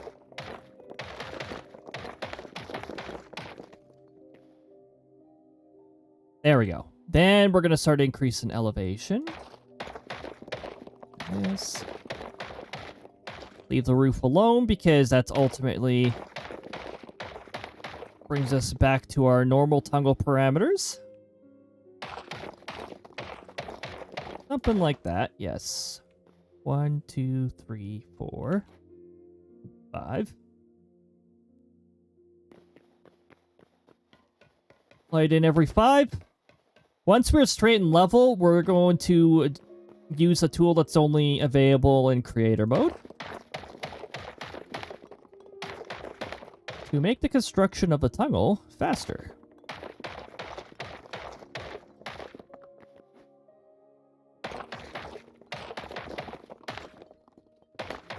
I love that they have some of these advanced editing tools. I don't know how to use 60% of them, but it's nice to have them. 2, 3, 4, 5. Oh yeah, these tunnels should be in sync. Okay. So at this point, I'm going to go out here. That area looks very pink. Is that Krista's lair? Nah, probably not. We can see our other railway track over there. And we can see how close... Yeah, see, that's exactly why I dug where I dug. So that we didn't conflict with the platforms. We were right beside the other tunnel. That was an explosive. That was an RNG explosive. But one of the main reasons why we're doing this is because we're going to bring in the selection tool.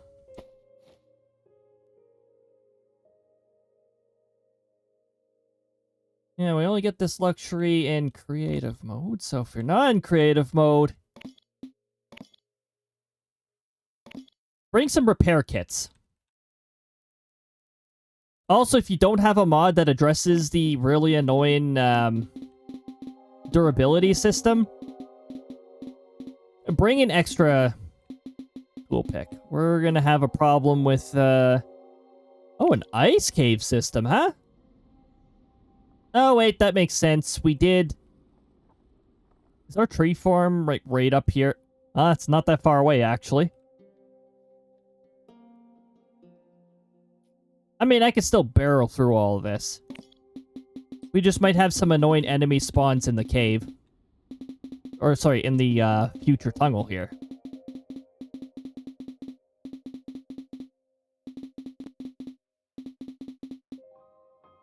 A better question, where do we ultimately want the next station? Oh my goodness. We could actually put it somewhere over here and we could make that like the farming area.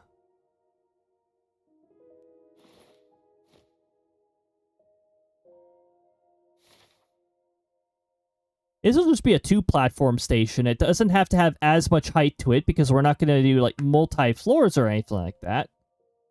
But yeah, we can... Oh. Go figure. Go figure. What should I do here? Decrease height by 2 to avoid conflict?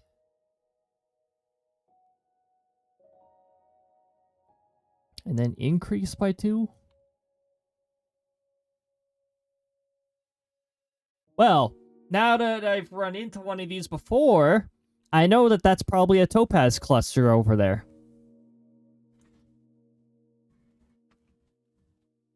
There's one other type of cluster that I ran into, but it was on the community server. I don't even know if base game has it, but it's like it was a Zephyr cluster with cyan crystals. This maybe? Nope, that's Sapphire. Sapphire. Well, we're also I also encountered it under desert terrain, so there's also terrain specifics. Oh. There's a few of these clusters. My question still stands, though. How the heck do you find these things? They're super deep in walls. There's actually an alternative way to get the emerald. The golems guard and the portals drop them.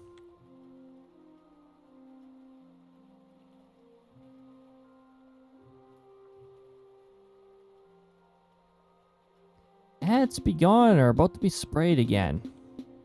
We're already at that point, are we?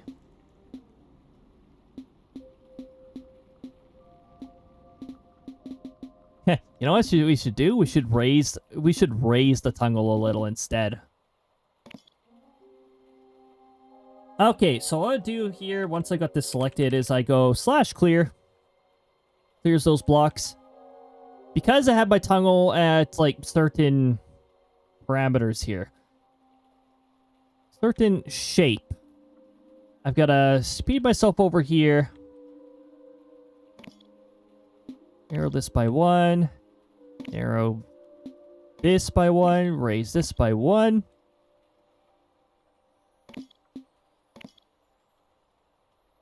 We're going to do /clear again.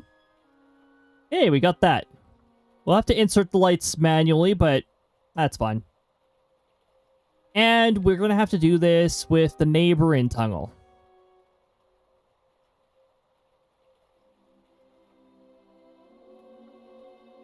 Oh, Aldera got luckier on that one there. Cherry has a pretty alright multiplier. Sector Leader Mistleaf has a ×2 multiplier. DDD doesn't have much of a multiplier, but altogether, that makes a pretty good return.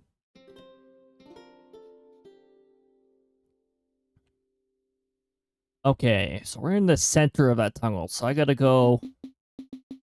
I really wish it would stop doing the flickering thing. 1, that's the edge of this tunnel. This is the column. Edge of the other tunnel. Middle of the other tunnel. I just want the middle of the other tunnel. We're going to do /clear again. You know what? Another plus about this, you don't have to watch me mindlessly digging out a tunnel for nearly as long.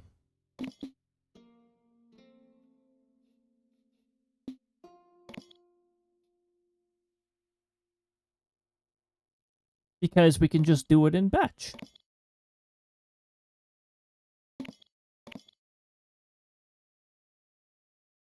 Honestly, I think it'd be super cool. Like honestly, Minecraft and Hytale learning from one another and like adopting ideas off of one another would be really cool. I think it'd make both games amazing.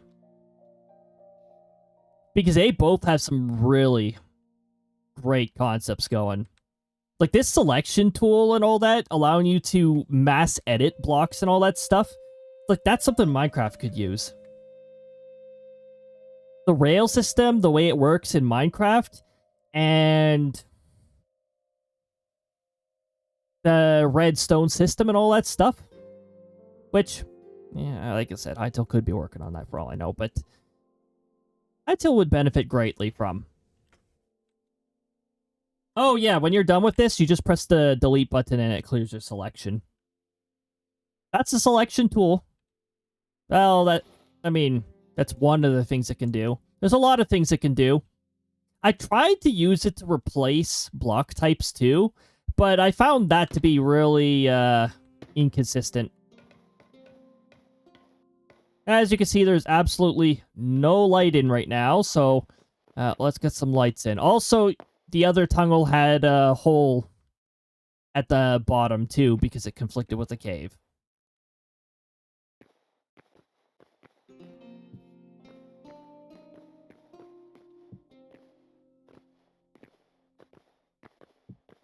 Also, every 100 blocks, I like to put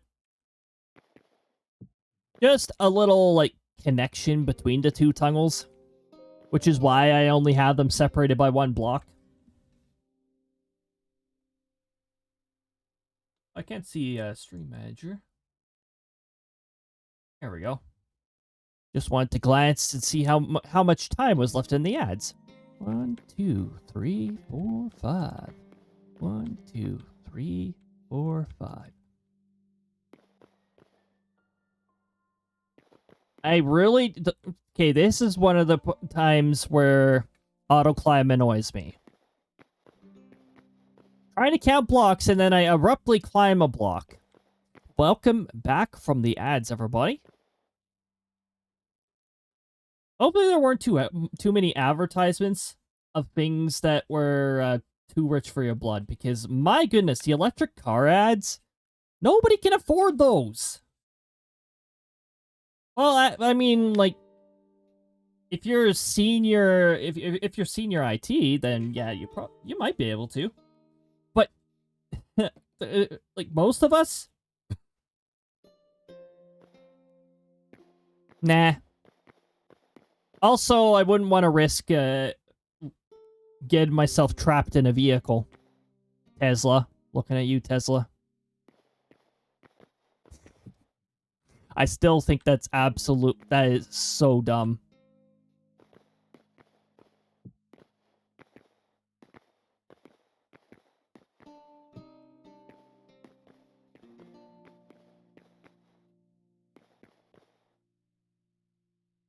See, that's where, like, the older generation folks who are not a big fan of all the electronics and stuff, it's like, okay, you know what? I get their point. I get their point. I mean, I probably got their point some time ago. When our electronics started getting to the point where, oh, your lights now have an IP address. Your lights don't need an IP address. What happened to programmable lights? Why can't you just set a light, like, locally? Just turn on at this time, turn off at this time. I guess it's got to figure out the time somehow. Okay, whatever.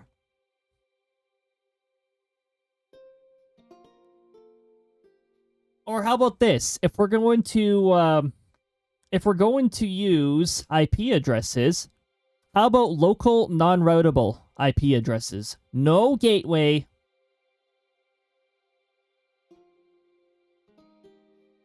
Well, okay, I think you need something to point to the router. I don't know. No internet. There we go. I don't see any reason why lights need internet. They don't. Ah, here we go.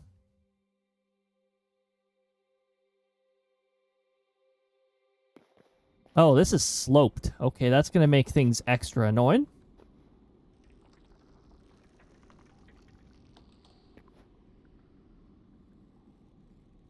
Oh, this is an entrance, too.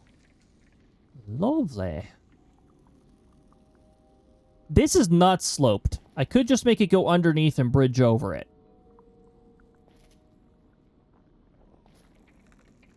Which I may have to do.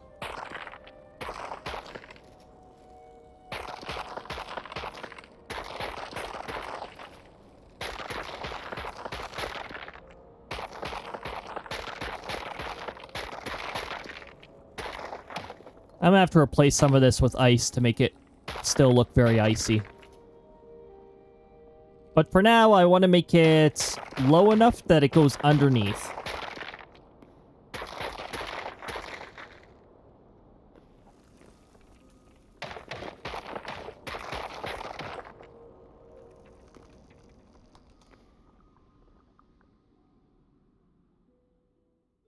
This is just barely low enough. Can we get a little more generosity on the height?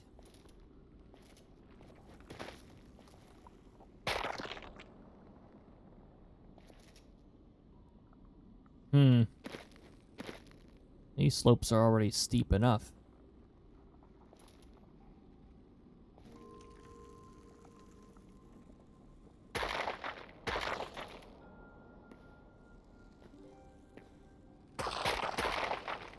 Oh, I could do that.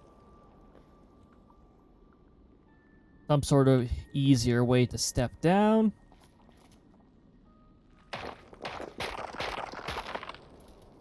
We're gonna smack everything with the lantern. That's how it works around here. Wait, when did I gain 2 blocks? Oh, okay.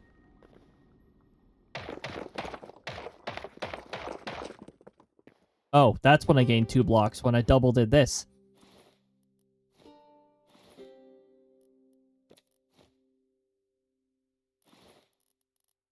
Shale rock.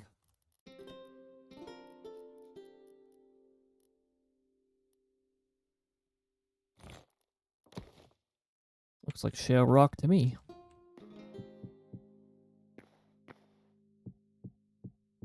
Yeah, I was only expecting to gain 1.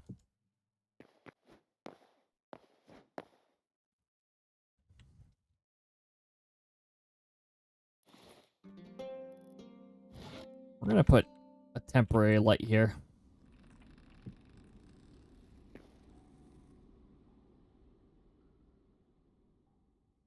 We're gonna want to create a tunnel here. Or sorry, a bridge. Water! We'll make it a cobble one. Ooh, thanks Hemlock for the hydration. Don't mind if I do.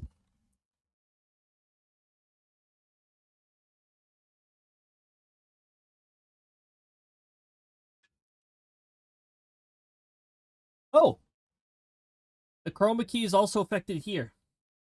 I've actually got a button on Firebot, but I need to Alt-Tab so that Hytale lets me use my mouse outside. There we go. Easier to see. I wonder... I'm just really curious right now.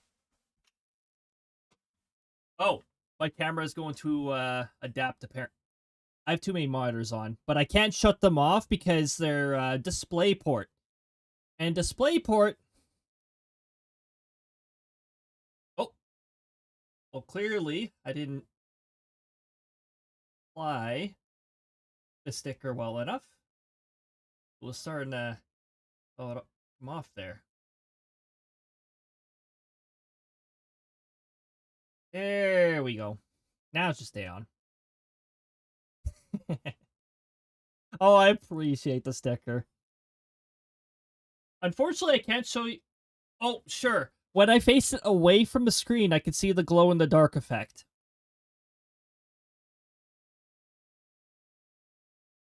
Lighting is just not set up the correct way.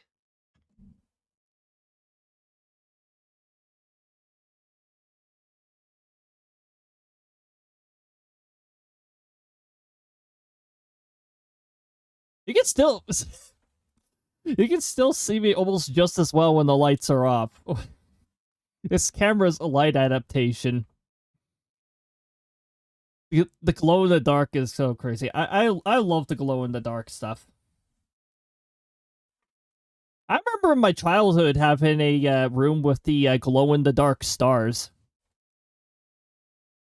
I also had a really high elevation bed with the proper rail guards to prevent roll-offs or anything. Not that I had that habit, but it's a good safety precaution.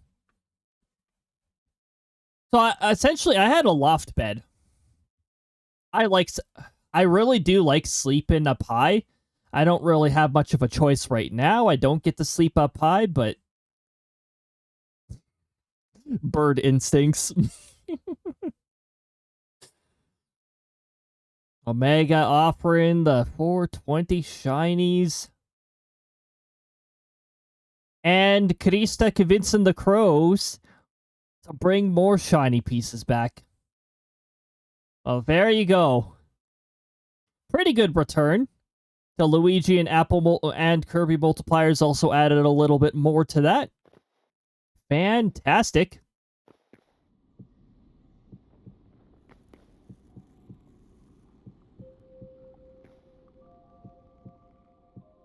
Okay, so this for the bridge. We gotta clear this ice. We gotta stop putting holes on the wrong part of the wall. Luigi won me more by doing nothing. I think Luigi only has a multiplier of 1.15 or sorry, 0.15 or something like that. But probably did add to the multiplier by doing nothing. It is a pretty popular RNG thing. Oh, this bridge is longer. Hold on, I need better light in here. Some of the ice effects sound like lava, and I'm like, there's lava nearby? Not every ice area has to abruptly have lava in it. What is with this? Oh my goodness.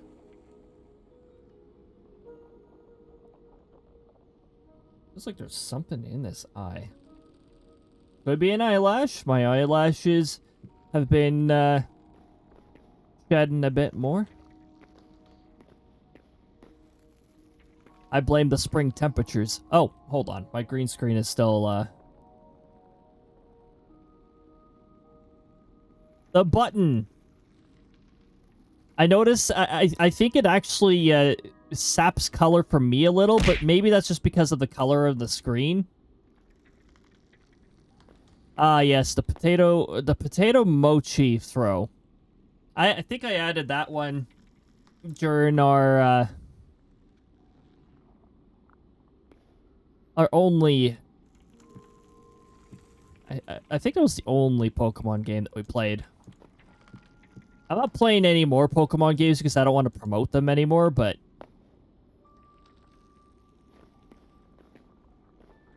That was Arceus. The one that didn't restrict you to a big city.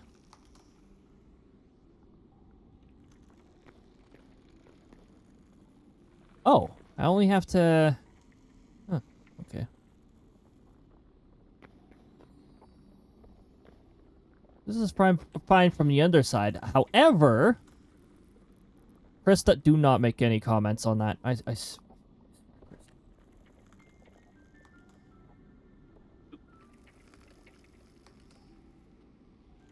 Low battery. Did I forget to plug this thing in?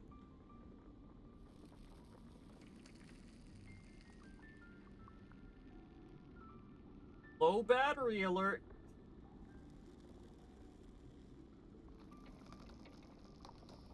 Now it's not complaining.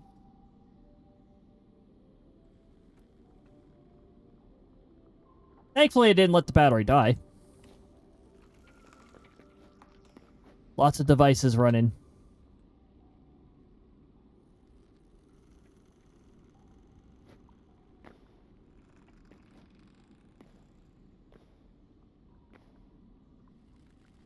Oh, hold on. I'm gonna have to do this on the other side here.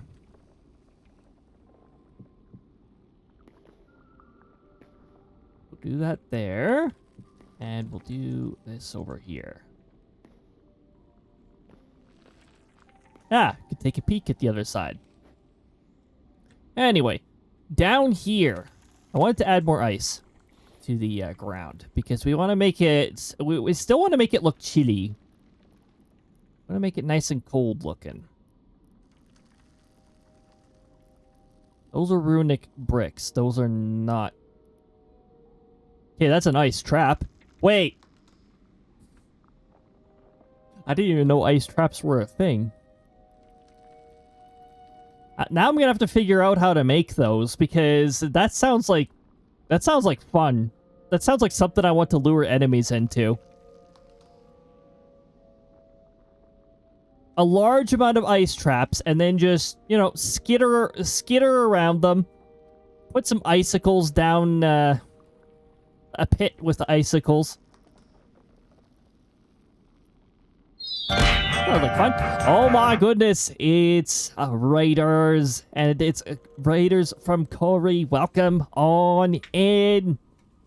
Welcome on in, Raiders. Welcome on in, Sangi, Booty Mage, Rosie, and Corey. Double parked, the tabs converge. Welcome on in, everybody. For those of you less than familiar, I'm Sector Leader Cody. And on Fridays, I'm Cody. I do FaceTuber Fridays on Friday. Pretty catchy. Pretty fit-in day to do that. Today, we are doing Hytale, which is a creative game. Creative games is one of the games that I do like to play. RPGs are the other one. I also like my Mario and Kirby games. And, of course, huge fan of the weather. And, yeah, that about sums it up. Oh, and in general, given that my body is not being rude to me, like it has been quite often this year, I like to run off of a reliable schedule. Wednesday to Saturday, 6 p.m. Mountain Time. Until life otherwise dictates. No sound. You might have to give a refresh or check if Twitch didn't mute by default. Twitch has done that sometimes. There is no issue with the audio on my side. I can see it outputted just fine. Oh, also, we found these. Ah, wait. Here. There was a lot of blue ice in this cave, right? I should probably be putting blue ice in here then. Oh, your headset played a prank on you. That's technology. Yep, ice permafrost. So this is blue ice. Ah! Flip mechanics messed around with my clicking. Hold on. I'm going to enable float mode so that the slipping doesn't happen.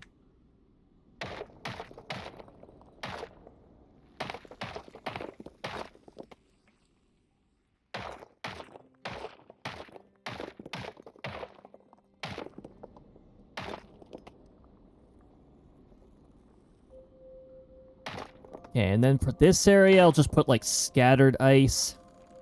And then it looks like the ice gets more and more scarce over here anyway, so... fine if I make it a little more scarce.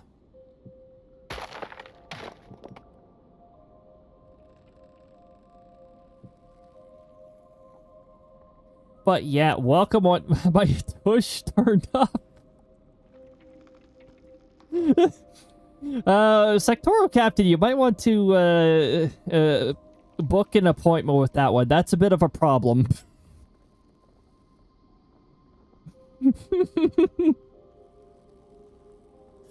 Oh my goodness.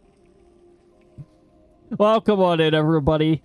Oh yeah, don't mind the Sectoral Captain. There is a built-in tush bot like feature, which ever since I adjusted the settings to 20 to 50, it actually has been... it hasn't been doing the tushifying too often, but it also hasn't been doing it too rarely. It's actually been a fairly nice balance. Okay, I think I've got the necessary amount of blue ice. We are in the middle of creating a tunnel, but we had to make up for the fact that we went through another cave system. We have another cave system we're going to come into conflict with over here, too. But I'm hoping to make that one an at-surface crossing.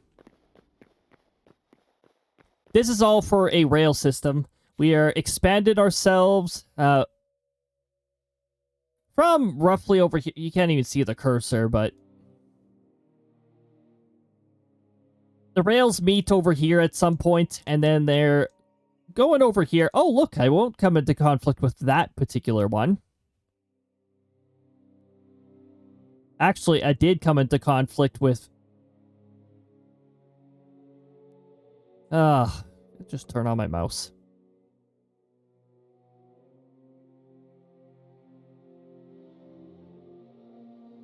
Yeah, there we go. So, we did come into conflict with this one. Because it goes, like, down over to here. The rail systems meet over here. We already constructed down over here. We've constructed up to here. All the way up to here, by the way. This is the end-in point for this rail system.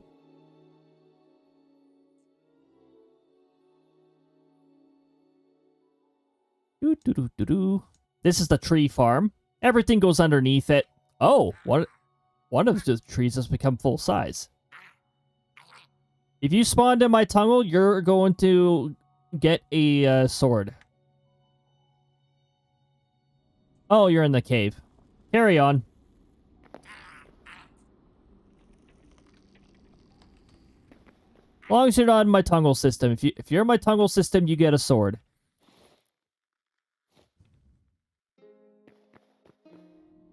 But yeah, we're constructing a tunnel system.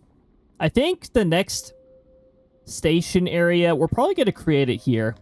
It's not going to be at where the rails meet, so it's not going to be a four-platform terminal or anything like that. But it'll be like a little checkpoint, because I think we're going to set up like the farmland over here. Why not? We're doing this for fun. And this is all in creative mode, but there's actually certain mechanics that still have to be done organically, which is fine by me. Well, yeah, welcome on in. If anybody needs to do any self-care or anything like that, if you haven't done that in a while, hydration, snacks, rest if need be, feel free to do so. Don't overstrain yourself. Also, we don't need the cursor anymore. Hoping to move away from this noisy. You're loud. Stop yelling at the lamp.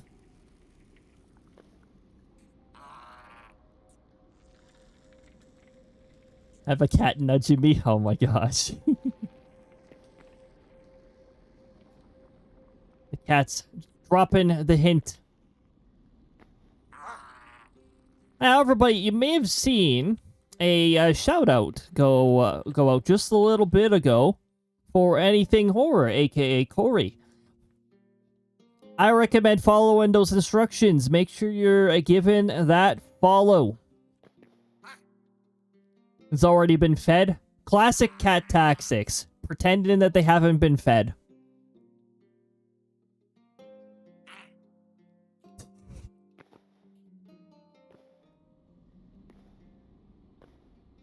That can be cat tactics too. Depending. They can be a pain. You never know. You never know what a cat's thinking. That's the main perk with cats. You don't know what they're thinking. Wants me to lay down so you can have all the cows. Oh my gosh. Our older cat definitely behaves that way. I'm gonna finish building the light across here so we don't have to listen to this fella yell at this lamp. I don't know what he has against that lamp.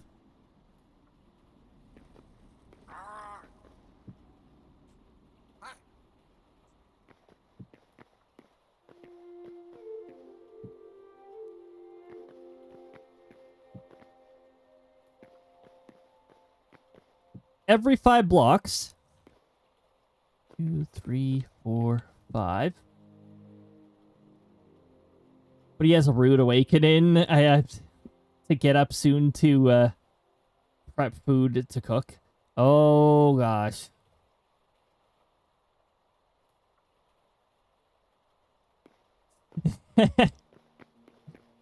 Can't always get your kitties can't always get their way. 1, 2, 3, 4. So for me, I like putting lighting in every 5 blocks. It keeps the area nicely lit. Just double checking.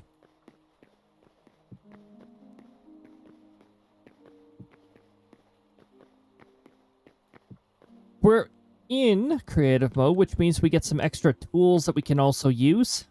I use the selection tool to burrow a pretty large chunk of tunnel where I didn't really expect us to need to do anything else, up to near where another cave system is.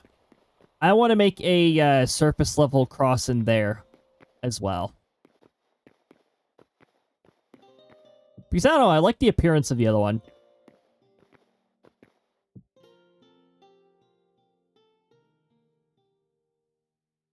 Or not to restoration while I try to relax. Just be lurking. Wanted to drop my chat off here. I know you're a good choice. Keep the chat safe. I will definitely keep your chat safe. Have a lovely lurk. Have a nice relaxing time. Restoration videos. Ah. Have a lovely time doing that. Relaxing is another very good self-care thing to do.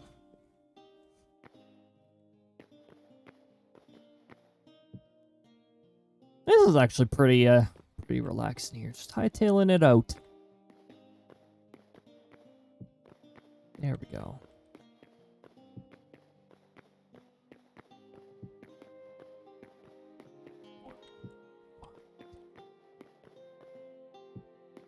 A peripheral will definitely tell me if anybody's chatting, so And if I do go quiet, it's because I'm focused.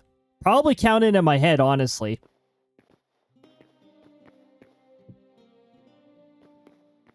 Because every time I hit 5, I put a lamp down.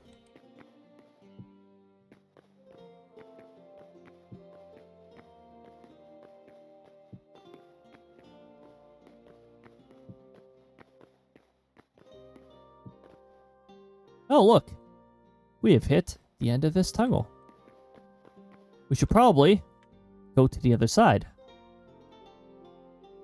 Now, if we put together everything properly, starting here, we should end without having to do any awkward adjustments. 1, 2, 3, 4.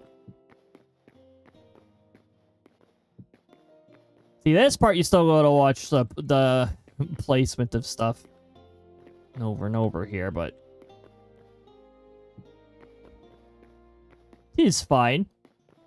We do have some commands on this channel that can keep you fairly entertained. For one, shiny pieces rapidly accumulate here, so... Oh my goodness. Krista. So you can actually go exclamation mark SE, or you can go exclamation mark shiny exchange if you really want to type the whole thing out, but I made an easy alias for it. And specify how much you want to offer to the crows. If you're curious about how much you have, you can go exclamation mark currency and it'll show you all the currencies you have. It won't display currencies that you don't have, except shiny pieces. Those always display. Because I was too lazy to create a whole bunch of if-elses for shiny pieces. But they accumulate at a pretty generous rate. So if you offer some to the crows... Well, we've had a few crows just outright steal all the shinies. But usually they give you at least something back. Orange and lemon are really bad multipliers, so... Yeah, only got 15 back from that. That crow was not very generous. Or just didn't find it very much other shinies. There's that mysterious 0 again. Where does it come from? Somewhere in there. Somewhere in the shiny exchange, I have something that adds 0 space to the event side. Because I think that's coming from the event message variable. Because I got the message split into a few different things. I've got the participates in shiny exchange template. Then I have the event one in the middle. And then after it, the outcome.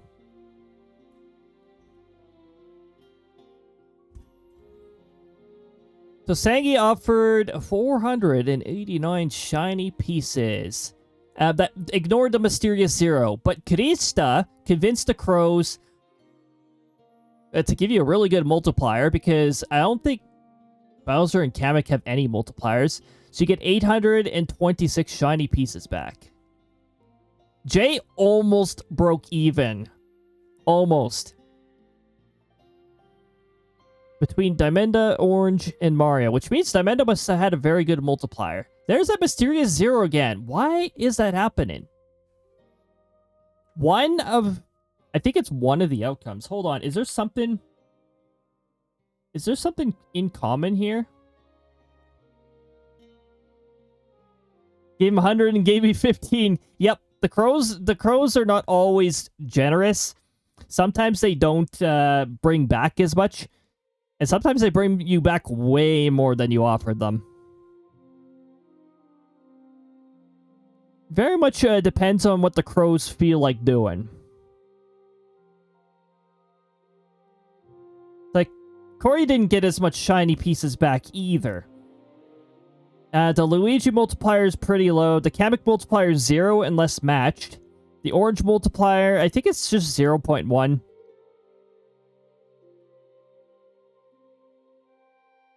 So yeah, not a very high multiplier, so the crows only end up bringing back some shinies. Almost tush my shinies. You don't do that with your shiny sectoral captain. It doesn't alter their value whatsoever. Might make the crows less inclined to get them.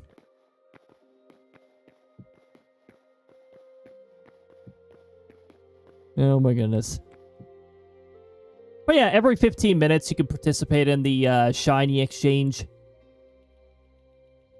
I need to see what's happening with the 0, though, because I just saw that 2 different times here, and I want to see if there's a specific outcome that's causing that to happen.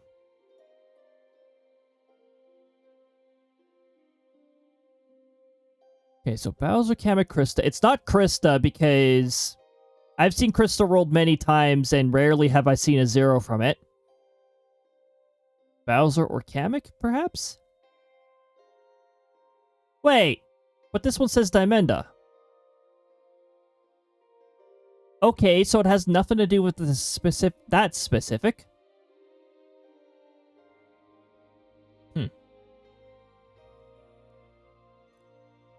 Here, let's take a break from placed in lamps repetitively and figure out what the heck's going on with this. Oh, it's a preset. Shiny exchange. Exchange. Check is never run. Don't know why it's even there.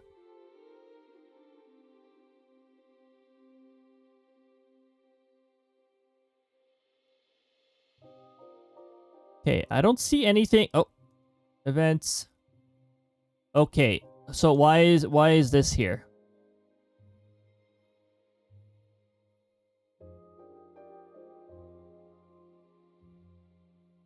Oh wait, that's after. That's after when it gets reset. Yeah, the mysterious 0 only seems to appear sometimes. I was trying to figure out what the heck causes it to happen. That 0 doesn't actually affect what you get. I think it's coming from the SE events thing. And I don't know what's generating it. It can't be anything down here because the chat message output's here. Because, yeah, SE events happens right here before they rolled whatever. That's why I'm suspecting it's events, because it looks precisely where the events thing is usually placed. So something is causing it that 0 to display. It can't be Mimic, because otherwise we'd see a 0 every single time a Mimic appeared. Or we'd see it almost all the time, because Mimic doesn't roll very often.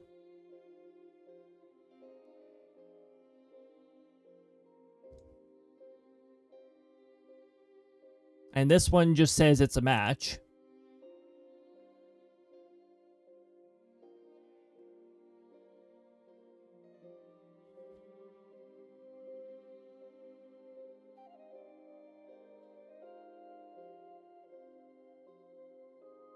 That's just a Mimic disguises itself.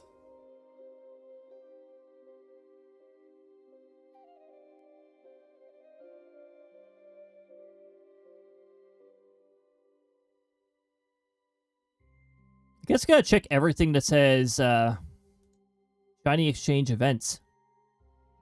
Yeah, these are all just the Mimic disguises themselves. Pretty standard operation right there. The mysterious 0.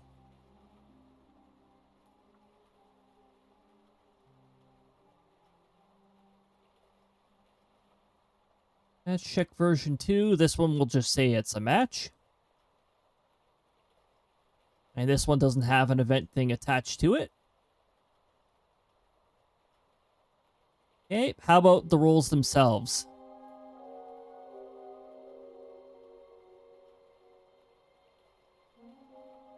I think the only one that should have events is the bird buff.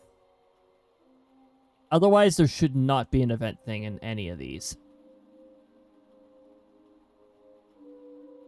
Actually, if it was here, we might see 0 several times.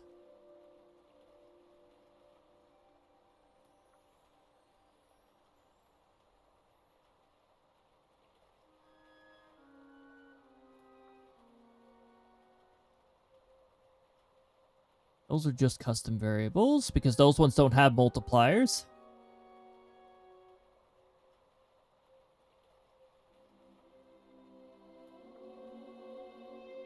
Nope. Which means it's not going to be present. Wait, no. I gotta check the rest of these first. I mean, just got multiplier. Just got multiplier. Mimic already has a check later on. Bird buff must have a separate check. Okay. If it's not in this one, it's not in any of the roles. Because they're just copies of one another. With different labels. I stack a roll on a roll on a roll.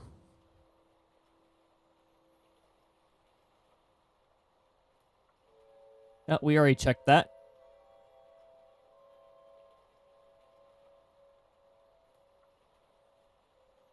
Ah, here we go.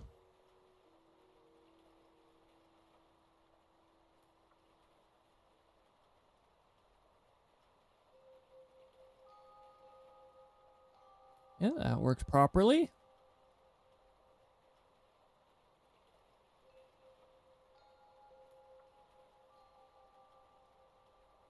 With bird buff is not supposed to produce an event because there's still one more roll. Matches with first and second slot. Is supposed to make that 2 matches.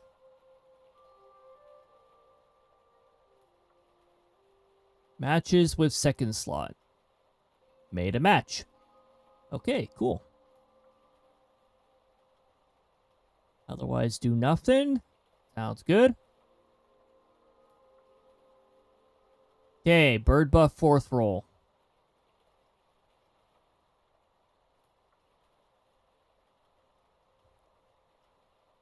Yeah, we check for bird and we do a 4th roll. Mimic check.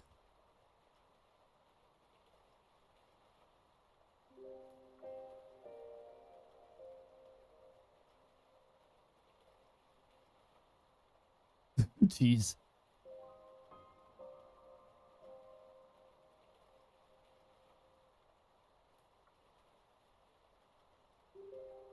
Oh, right. This one adds, and this one removes.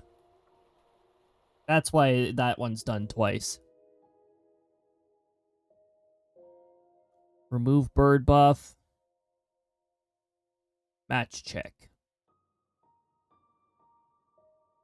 Maxes out all 4 slots. Oh, wait.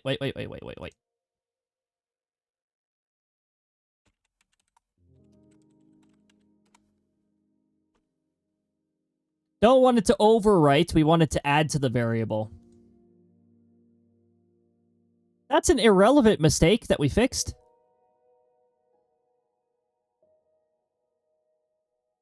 Oh, for Pete's sakes. And the mistake is all over the place here.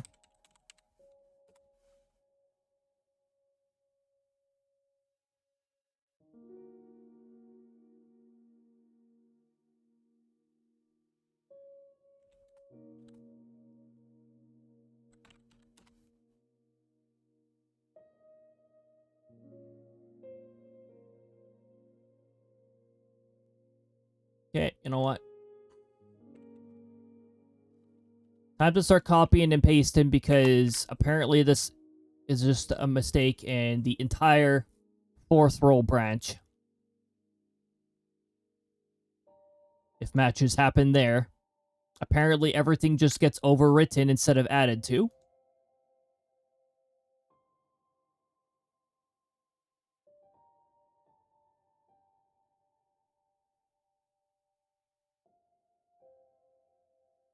Okay. Still haven't found the mysterious 0, though. The bird buff has ended. Yeah.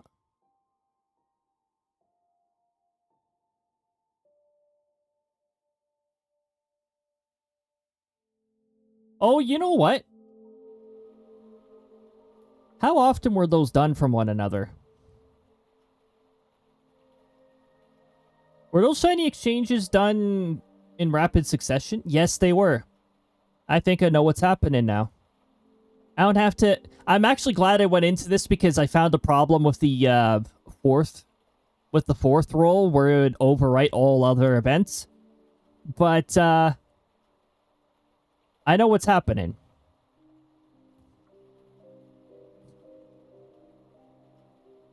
This down here is valid for 15 seconds. If a shiny exchange is run before the 15 seconds, the events thing will still have a 0 in it.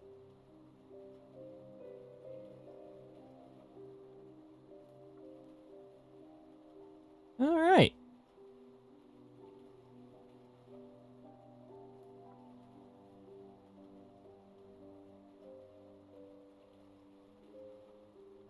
I can reduce the window of opportunity for it.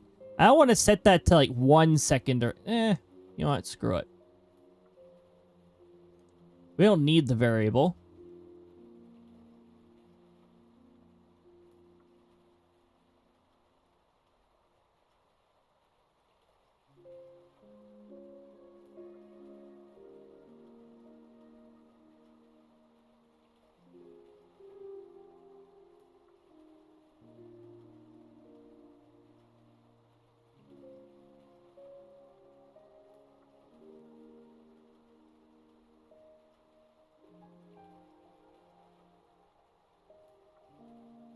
Okay. I think we got that.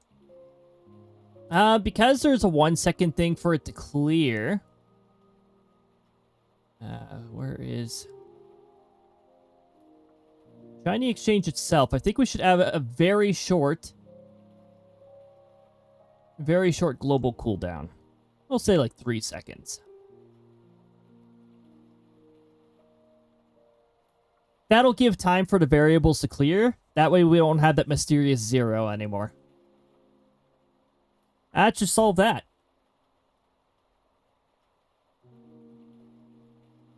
Now back to your regularly scheduled Hytale.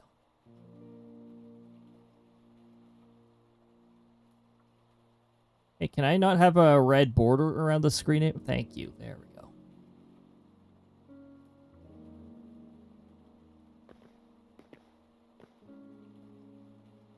Okay, so my brain eventually calculated the logic while looking for the problem where the problem didn't exist. 1, 2, 3, 4, 5.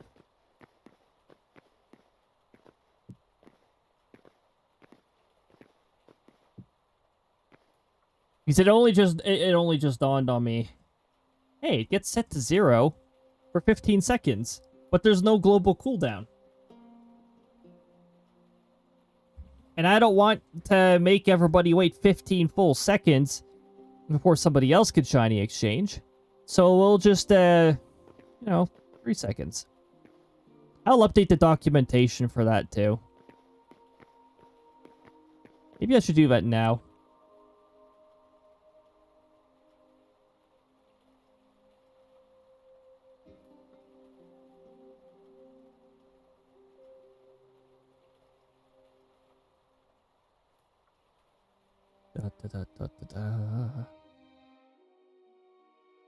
Changes on the week of the 15th. Okay, so...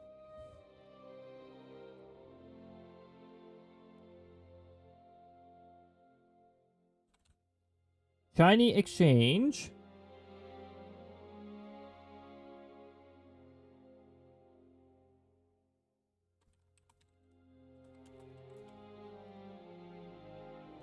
Global cooldown of 3 seconds added.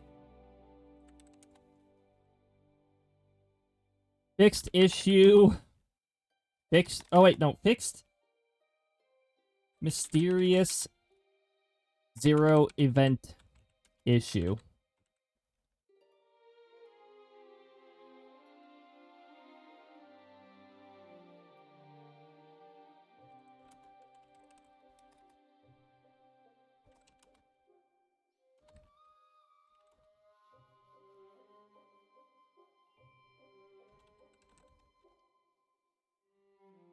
There we go. And reset variables now expire in 1 second. Sleepy. I've got a light degree of sleepiness. Slight. I partially blame the weather today, though. It was my most disliked weather condition. Overcast with no definition to the clouds. I don't like that kind of weather. It was consistently wet out, though, so it must have been periodically raining. Omega's almost at 10,000 shiny pieces. We got quite a bit of competition with the shiny exchange. Who is the shiniest? 420 does seem to help. Somebody always seems to come to aid. Even if Krista's not like a 420 kind of person. She also doesn't drink either. I wonder if she gambles, though. I wonder if Krista is like a gamba sort of person. 1, 2, 3, 5. Knowing her, it wouldn't be gamba of currency. It'd be like gamba of clothing.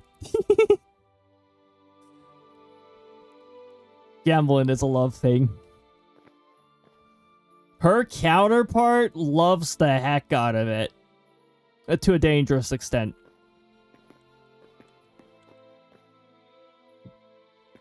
I'm sure she's won some things that people wouldn't have wanted to give away before.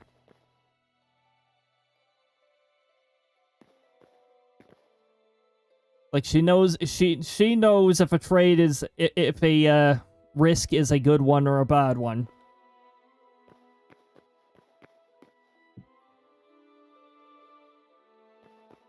And my goodness, when it comes to Dimenda, do not make a deal you cannot keep. She holds grudges. And has connections, so it's like, yeah, don't. Go through with whatever deal you made. Don't sell her your soul. I don't think she's actually interested in souls, though. It's like, nah. Probably can't do much with them. I don't know.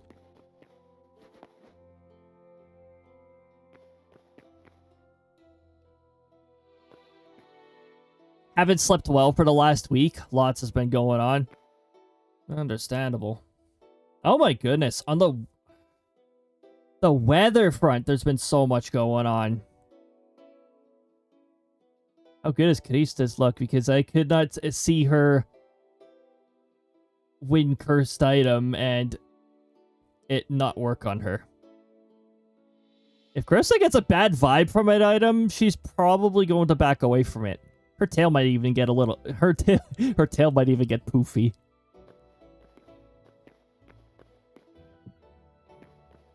If she's getting bad vibes from something, she'll probably back away from it. Gotta go to sleep now.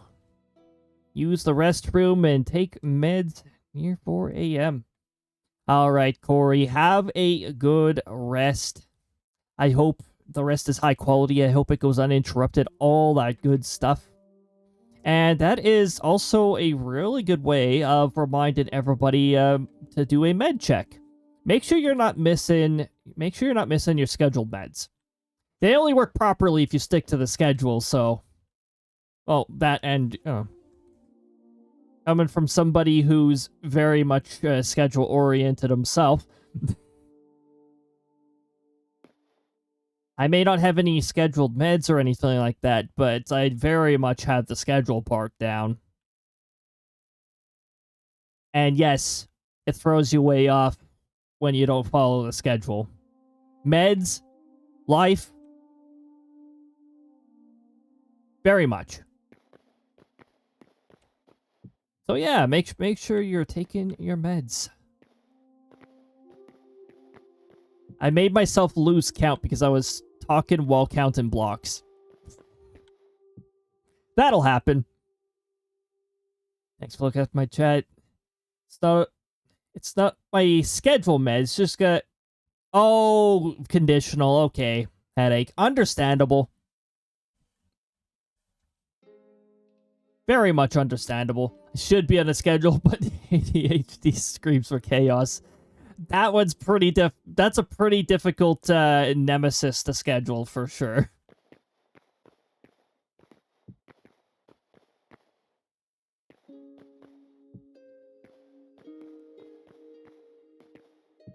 I had to glance to the clock just in case, because when I get focused on things like Hytale, sometimes it'll be like, oh, 2 hours just passed. Oh. And well, I'm only supposed to be on for about 1 more hour.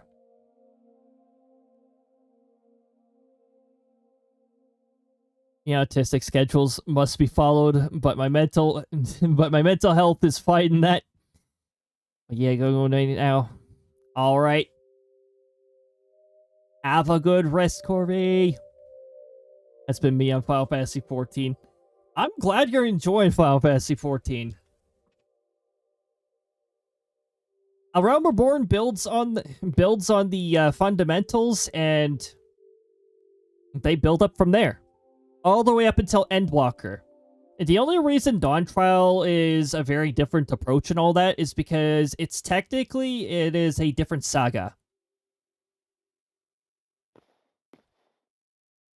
Which is why Endwalker is so freaking amazing.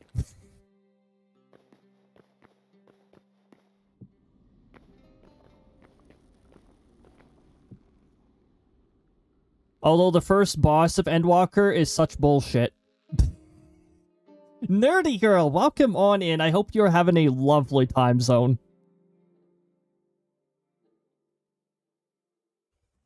Let's say I'm really glad that I'm not a healer in the first Endwalker boss, because that boss seems to despise healers. The healer checks that happen is just ridiculous. There's 2 bosses in Endwalker that really put the pressure on the healers.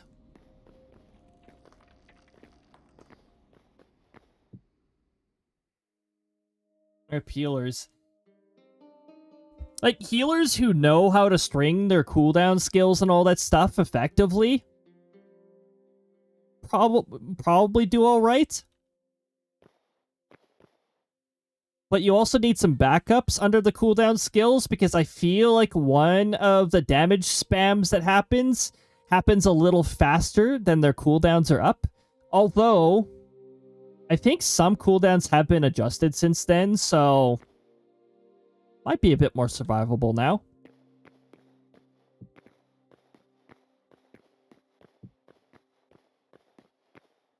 And that's just on normal. I'm not even talking about the extreme version. Every trial has an extreme version. For A Realm Reborn, the extreme versions are level 50. High item level. I don't think they have a very strict item... Blah, blah, blah. They don't have a very strict item level requirement, but they can be pretty rough. Tush God. Okay. Okay.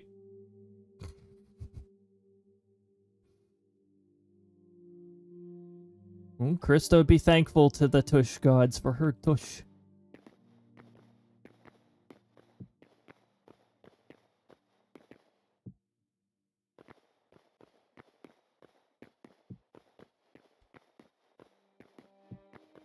Here's me switching the focus mode again.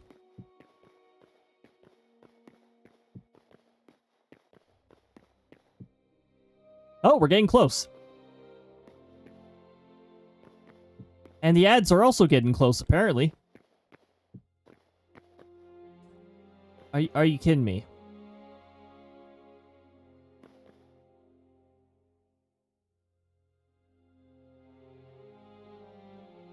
What is this bullshit?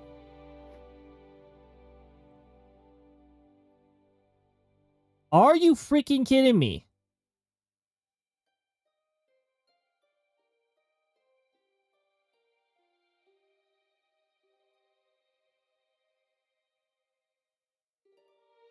The Tungles are already 1 off over here. What is this bullshit?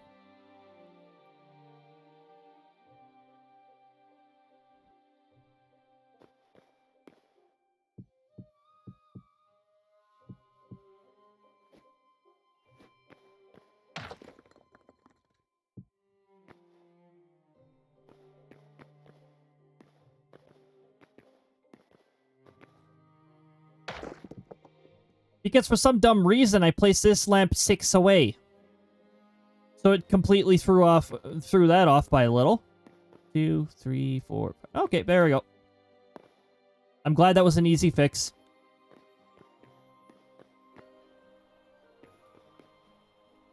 One, 2, 3, 4. That's not an easy fix.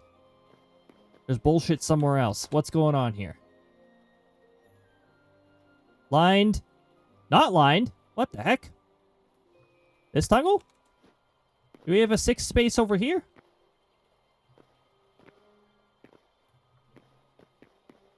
No, wait a minute. Oh, 1 is 4. New Chaos God is the Tush God. Oh my goodness. We got ads starting up pretty soon here. And y'all, welcome on in. Compared to Wednesday, I'm feeling significantly better. Oh. Hold on.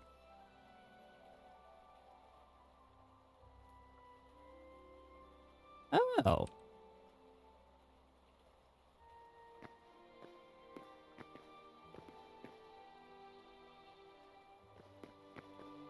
Cool.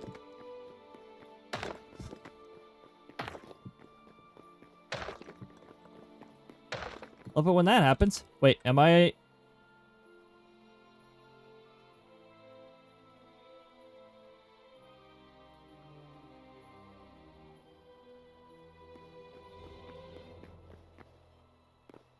Welcome on in, Ninja. I hope you're having a lovely time zone. I think I just said that, but yes, I'm feeling significantly better now. Thankfully, especially compared to Wednesday. Yesterday I recovered notably, but today most of it's gone. I'm getting sick and tired of getting all this stuff, which is making me suspect underlying conditions.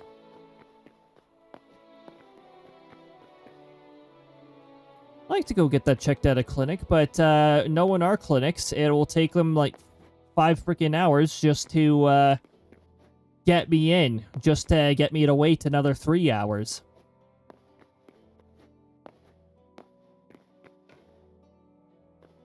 Need to budget fast food in for that particular day because it takes so bloody long. I'd be hungry no matter when I ate before the appointment. And definitely be hungry afterwards. 5 to 6 business days? At the rate our crappy healthcare system's going.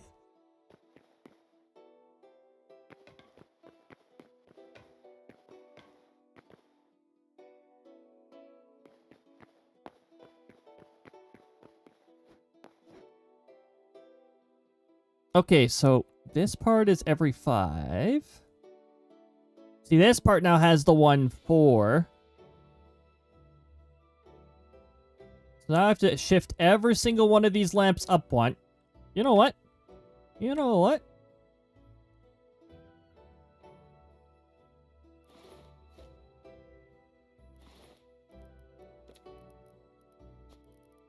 I'm not gonna put up with this bullshit. We're gonna take the selection tool, we're gonna take the paintbrush tool, and we're gonna do this the easy way. Now, where is the point that I lined them up to?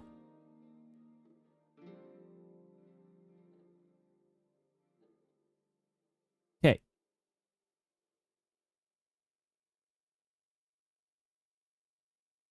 You.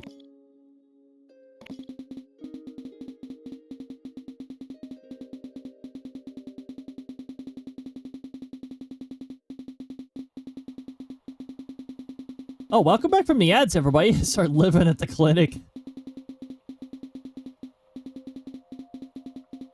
Oh my goodness. It really would feel like that, too. Okay, it's Shift-C for copy.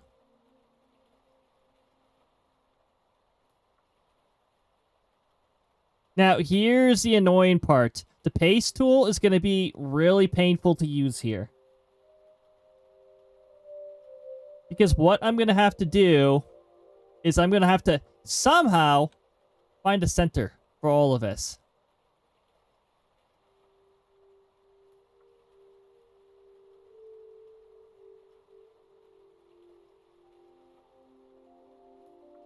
Why am I not getting any visuals? Do they not load when they have this large?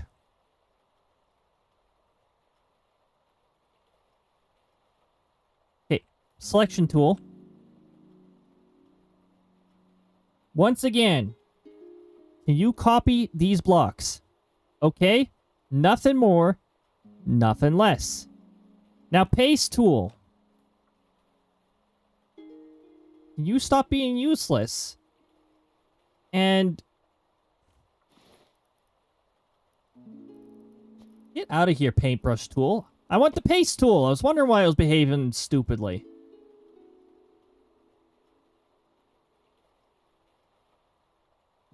See, this is the problem with the paintbrush tool right now. Now, I think if I go into the center of this, probably the safest bet. But what I gotta do is shift over one.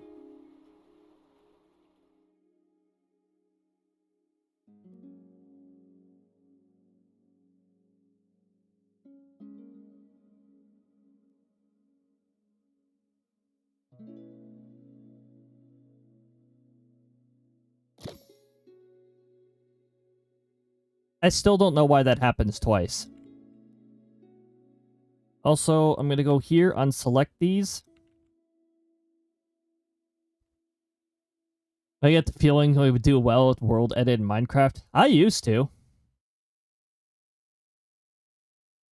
I used to until Microsoft decided to make Minecraft more difficult to access and rendered a lot of those edit tools useless.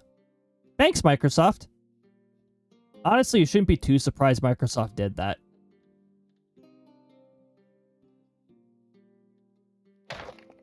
Okay, so now I just gotta do this, which is much easier than having to count blocks over and over. I think I actually chose a pretty good spot there. I think that was the sweet spot right there.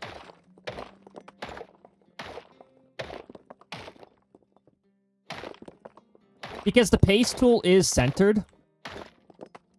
So it's your best bet for being accurate. So I actually have a little bit of experience with the World Edit tool. You know, until Microsoft rendered them useless. Up yours, Microsoft. I still don't... Okay, like, I'm mixed on Microsoft owning Minecraft. Like, part of me, I don't think Microsoft should have any business touching Minecraft. I think Mojang did a excellent job with Minecraft. But ever since Microsoft took over, I've noticed that the updates have been more steady, more frequent, and they're still relatively well put together, which is surprising, considering Microsoft's reputation for crappy operating systems. What's the name of this game? This is Hytale. Do I have a command for Hytale? I might or I might not. I don't. Okay. I'm actually surprised I don't have a command for Hytale. I'll have to add that in the future. I don't want to distract myself too much here. But Hytale does have... Hytale does have their own website, though.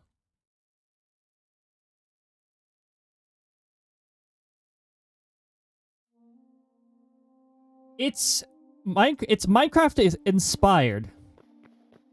But there's some, like, twists and stuff. A lot of the twists are actually relatable to the, a lot of the mods people run Minecraft with. So it's like Minecraft with certain quality of life stuff, except it's really early access, so it doesn't have redstone. For one, that's a really big difference right there.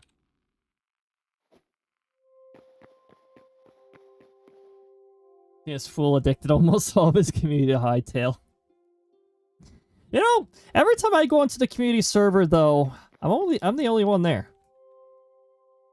I mean, usually when I'm logged on, I don't wind up encountering others very much anyways. I'm usually really far away from regions where others are working.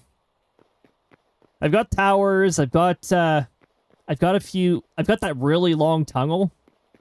It got long to the point where a second checkpoint was necessary.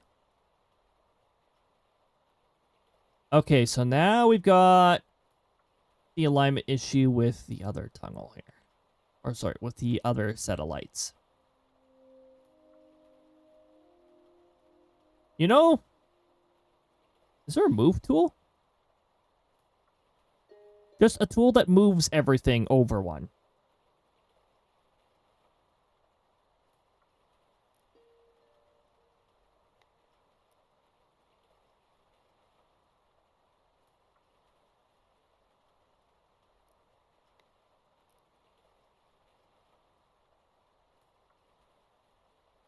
Ruins brush. Oh! Oh my goodness! Oh, that's cool! What the heck? These are feature brushes! What the heck? Air block. Ah, yes.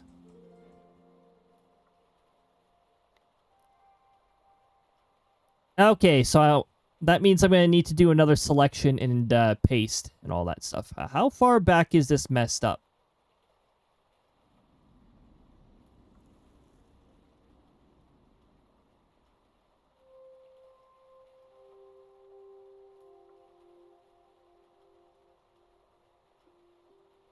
Okay.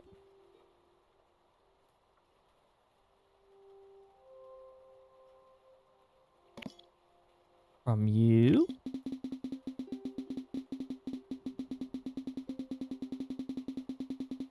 I'm always on by myself for when you were on, but now you got me sick to the Final Fantasy 14, so I've been in a Hytale in a while.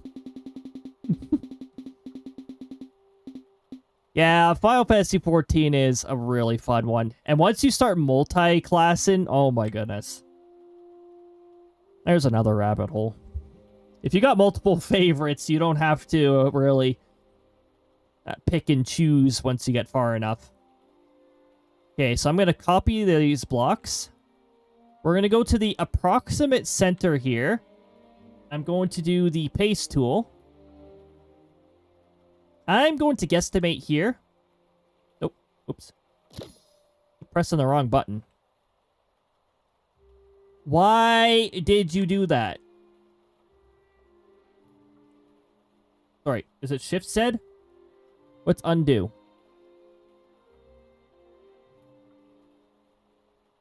What's undo? I thought there was an undo button.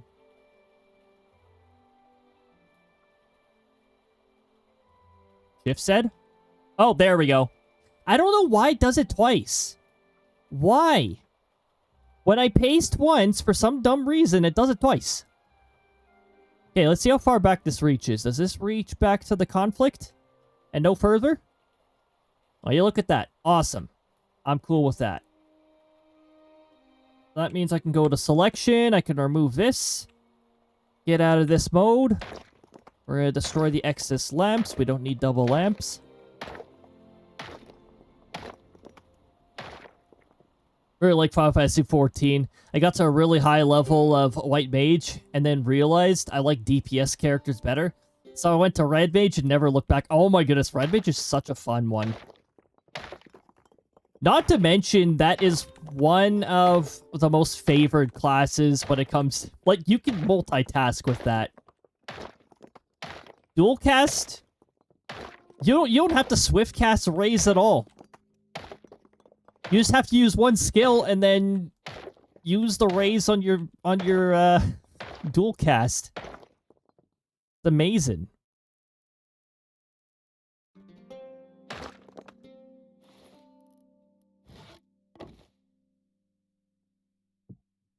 That was a burger.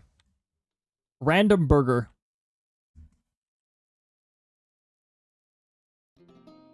Because I've already made characters of every class and race that's available to free trial.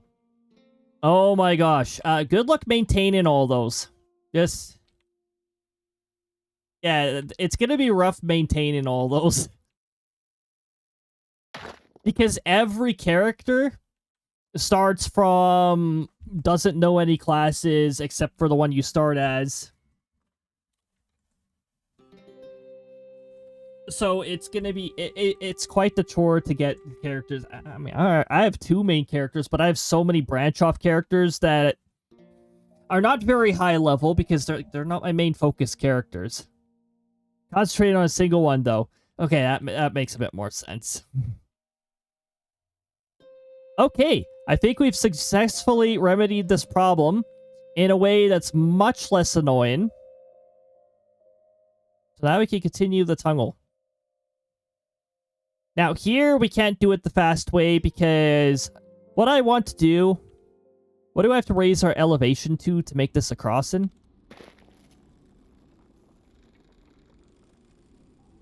$118, so we need to increase by 3. I have to do these mathematics in my head all the time, I feel. But they do make things a little easier for me, so... I'm glad I did alright in mathematics. Not advanced placement, I don't know calculus. If I knew calculus, I think I'd already be on the road to meteorology by now, because you need to know intermediate calculus to get into atmospheric sciences. But, even basic mathematics is useful. Trigonometry is useless, though, unless you're becoming an architect.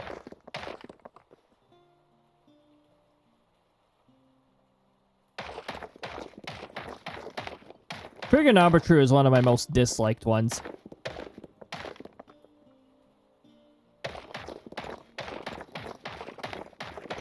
Me become an architect? Nah. I'd probably have to work for, like, a city, I'd probably have to work for a city, and the city nearest to mine is infamous for their corruption, so I don't think I'd get in very easily. I don't think I'm, corrupt enough to get on with them.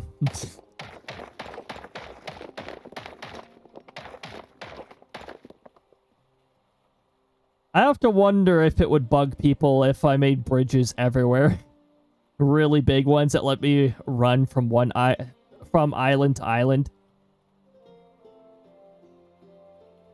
Well, ultimately, when I build that rail system in the community server, I mean, eventually when I get there, it'll probably like take a couple weeks at least.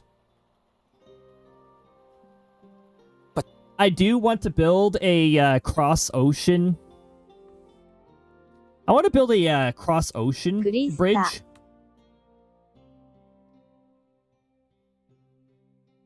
Time for Cody's corruption arc. Oh my gosh. Never been good at any particular subject, so it'll probably be good as a... There's a wide variety of categories folks can get into. And you don't even have to be strong at any particular topic. In fact, hobbies. Strong hobbies. There you go. That's where you'll wind up finding your success.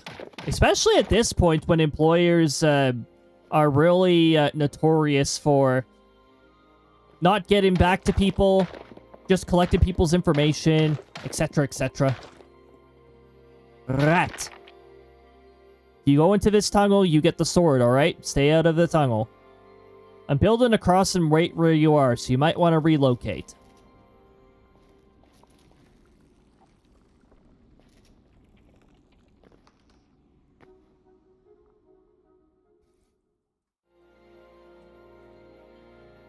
I've tush good at any subject. You tush everything, sectoral captain. So I tush probably be good as a tush.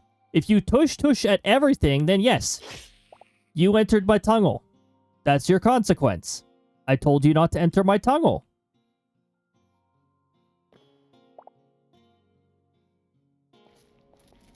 Is this a smaller rat? You look smaller. I hope you don't wander in here. Yep. Well, this is not just ice. This is blue ice.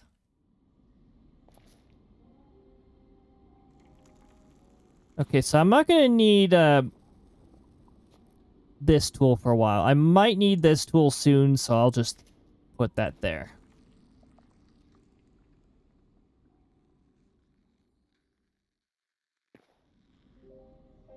You're sleeping in my construction path.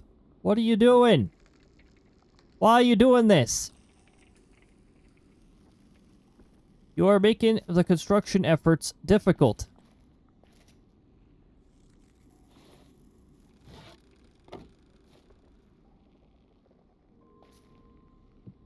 Okay. I do need proper lighting for this. Well, I'm gonna have to destroy the blocks around you then. You can go ahead and sleep, but once you move from that spot, I will have to remove it. So, just as a heads up.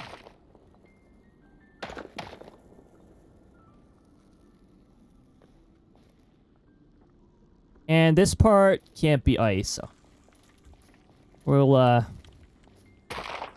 to replace this.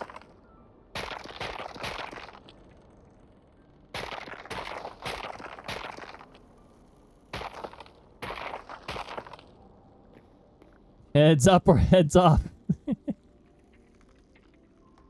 If it's still sleeping by the time I build everything up to here, I'm gonna see if destroying the block under will be enough to convince them to head on off out of the way.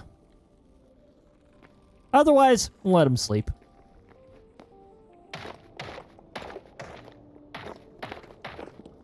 Sleepy, sleepy. Blue ice spawns underground. Sounds about right. Minecraft might make blue ice editable.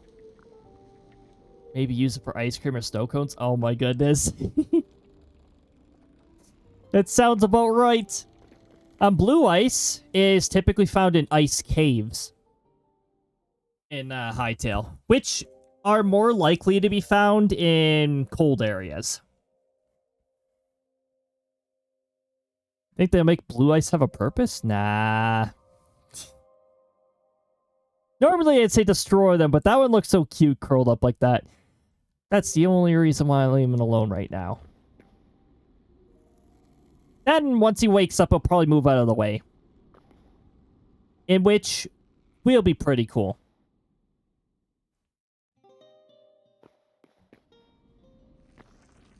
Oh, making more things have a purpose sounds good to me. Oh, right. We got part 2 to the tunnel, too. Right. We got our other side of the tunnel here. So I gotta start increasing height right after this lamp here, so. Yes, can I enable gravity here? Thank you.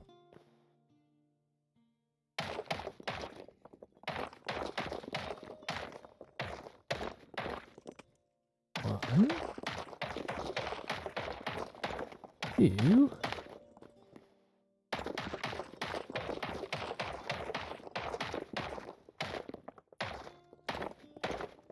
Okay, we counted 1, 2, 3. It's for some reason putting the scenario of Krista counting to 3 into my mind now. Krista counting to 3 threateningly.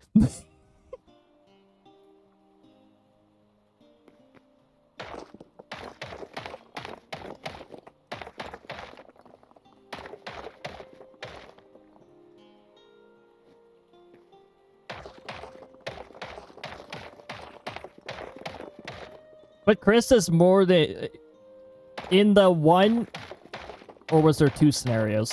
Where Krista has children, she's more than capable of pinning her kids down if they're misbehaving.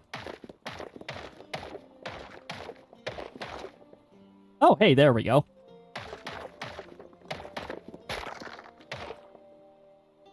Mind you, I don't think it'd just be kids. If somebody else is trying her patience, she might apply the same policy to to the misbehaving person too. I was a little terrified. Yeah, I don't think I want Krista counted to 3 menacingly. This is a very unfortunate spot for this tunnel to exit.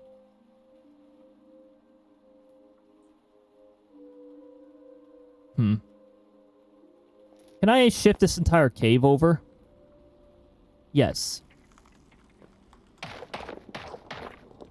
I need a lamp here, though, so I can see what the heck I'm doing.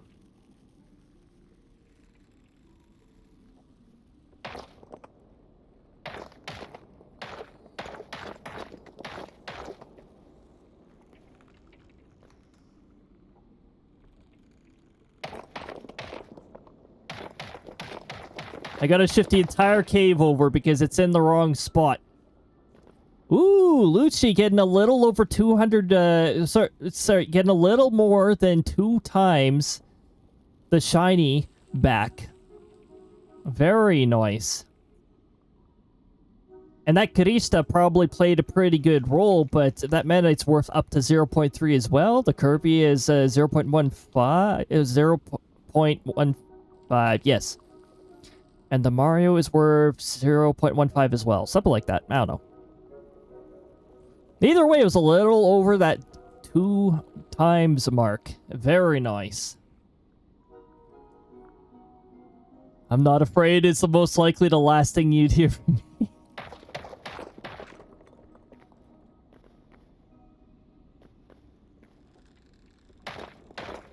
Krista's pinned down folks that have irritated her, but normally, typically she only does that to, like, hostiles.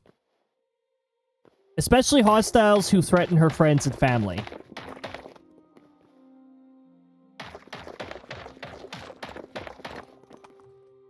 There we go. This is a much better location for the cave.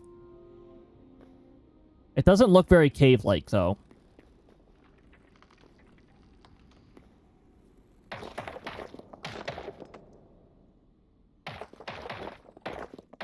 Here, we'll make the walls a little more uneven, and we'll add some blue ice to this.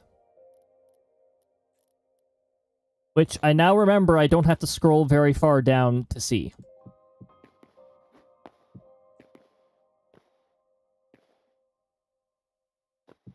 We'll add some to this corner here, too. Why not? Shiny Exchange 420, and look at that! Karista's helping everybody now. We're mentioning Karista, and now Karista is telling the crows, hey, give extra shinies. Karista's not trying to encourage everybody. That's what the point of the tunnel is. Ultimately, we're going to have a rail going through both of these tunnels. To make it friendly for both directions.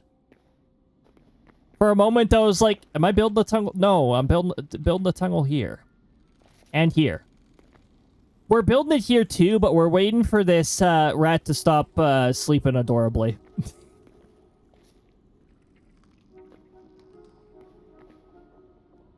Which honestly could be a while, because the rat might actually be reacting to the fact that it's night on the surface.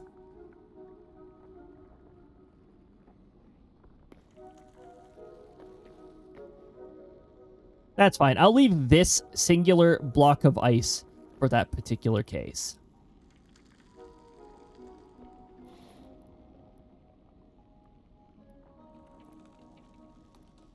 Why do I have 2 sandstone bricks here? I don't need 2 sandstone bricks. What happened to my volcanic brick? That's something I meant to keep. In fact, for this particular instance, I actually prefer to use volcanic brick for this kind of. We'll do this. We'll start it about 3 away from the cross. And 1, 2, 3, right here.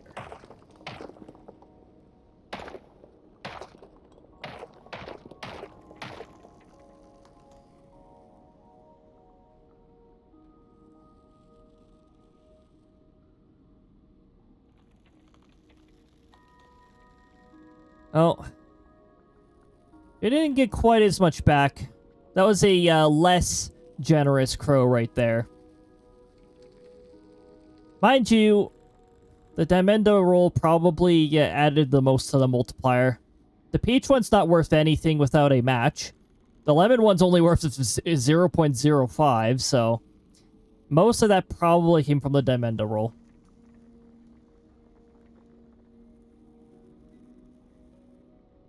Roll a Crista and a Diamenda at the same time should trigger a secret event. They actually get along despite being counterparts. They get along quite a bit, actually. A little too much.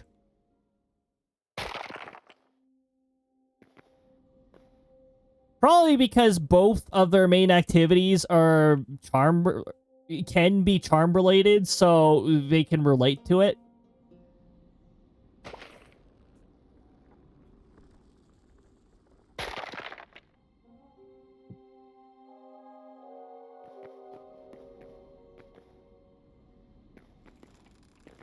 Oh, I should probably put in one more light over here because it has been 5 spaces. 5 spaces. So I guess that means Mario Party rules could apply here. 5 spaces. Let's just there's no Bowser space there, thankfully. So we're not gonna summon Bowser and lose a star.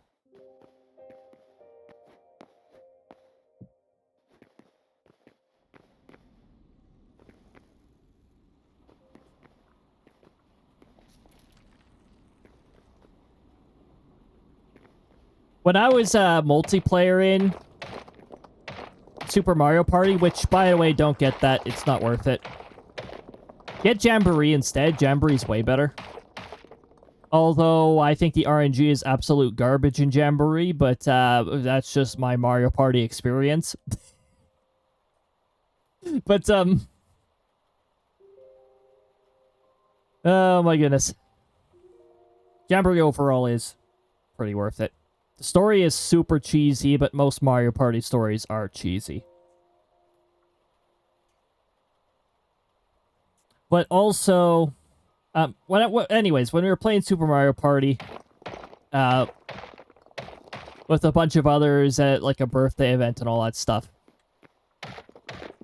one of us got the Bowser space and rolled the rare, I think it was get 500 stars or something like that. Which is great because Bowser just runs the freak away when it happens. He hightails it out of there. Not doing that.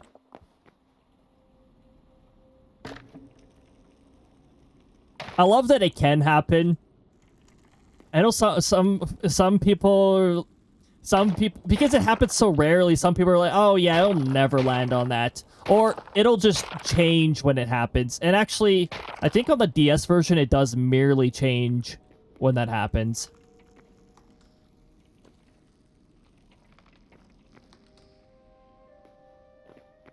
MS Mario Party 8. That was when they were still doing the Mario Party formula, right? It's funny who runs away. Yep. Don't mention this to anyone gets out of there.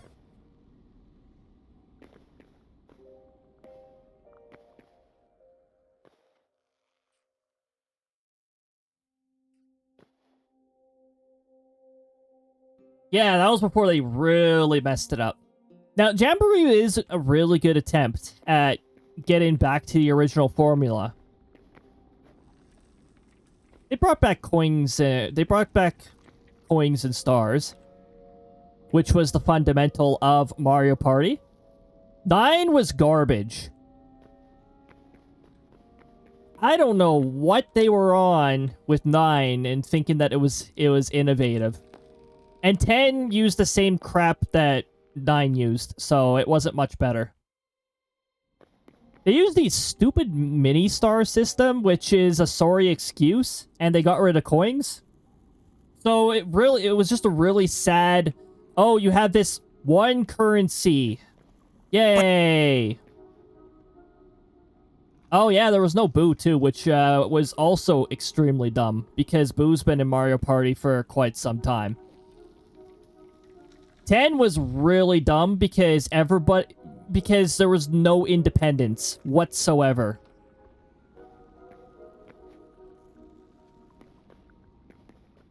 Like everybody sharing the same bloody space, but whoever's active gets the effect of the space. That is really dumb. I'm glad they actually learned from their lessons. Well, they didn't with Super Mario Party. That was... Oh. He's done resting.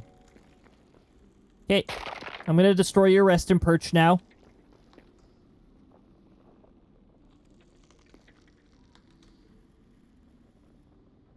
Okay, so now normally what I'd do here is I would put, like, a fence up. That is a window. And I don't think I need windows anytime soon, so we're gonna put that window away.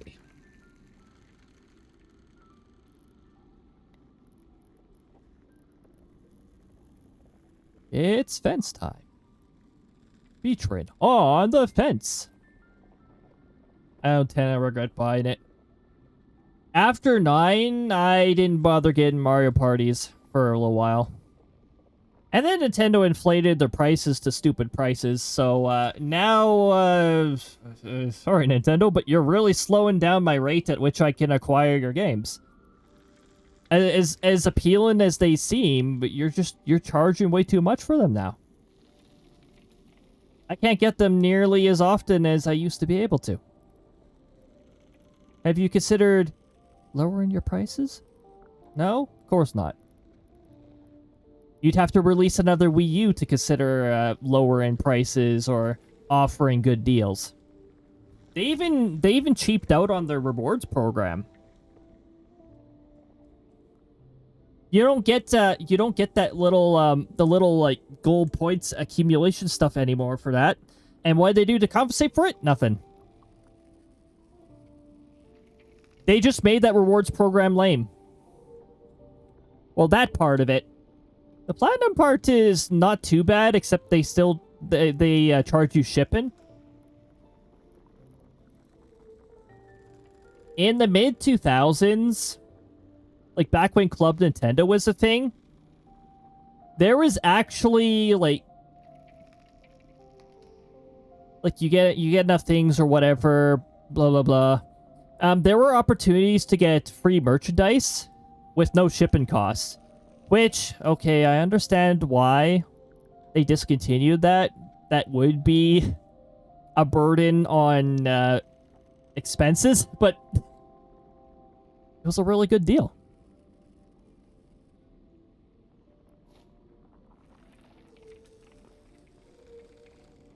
Now it's like, oh, you could get this for free, but also shipping and handling. It's not free. Krista. Unless you blow money at enough money at our shop. That was essentially the policy. I think I just took that down as an excuse to put fence down. Just trying to remember what type of fence I was using. Maybe it was hardwood. It was hardwood. Come on down, hardwood fence.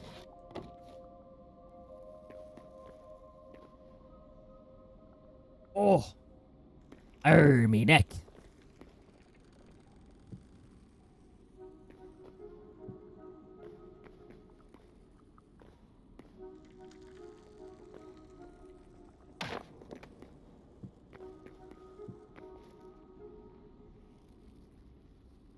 Oh, wait. Ah, what the heck? Seriously? That's not what I wanted to destroy. This is one thing that really annoys me about some of the click boxes. I think some of the click boxes need to be fixed. Oh. I don't know who the top dog is for Nintendo, but they need to step down. Honestly, a lot of the cheap outs have been happening since the CEO change of Nintendo of Japan. Nintendo of America's CEO has changed too often that I don't even think it's any singular CEO over there. I don't even think they can make up their mind who the heck the CEO is over there. Keeps changing every like 2 to 3 years. But when Nintendo of Japan CEO changed, that's when I noticed a lot of cheap outs happen. I don't think the new Nintendo CEO cares about Nintendo the way the old one did.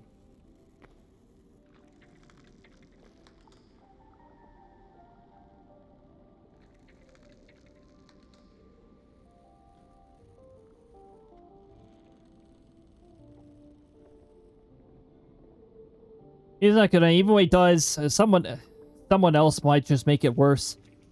That's the problem when a company is passed down through generations, is more often than not, the new person taking over knows nothing of what made the company successful in the first place.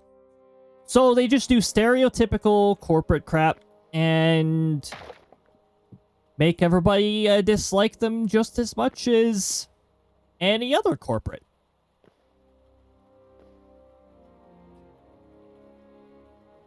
This cross is gonna look weird. It doesn't look nearly as good as the other one.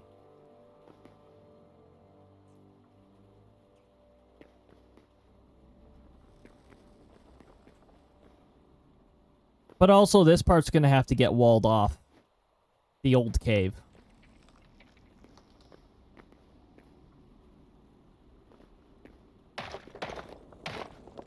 Okay, because the rail's gonna be run down there. And for this area, the rail's going to be run down over here.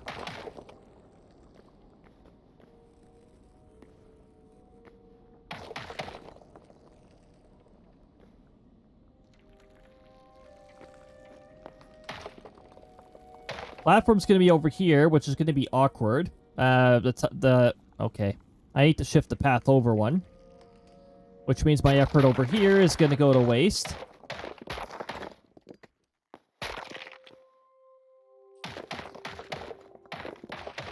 Well, let's try that effort again, then.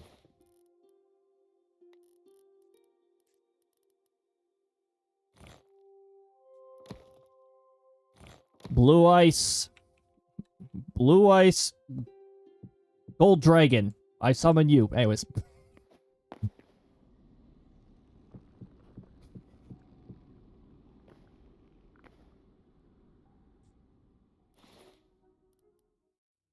There you go. I barely know anything about Yu-Gi-Oh, but there we go. You know, despite multiple people in my friend group playing Yu-Gi-Oh, the cards got so complex after a certain generation that I couldn't even begin to understand them anymore.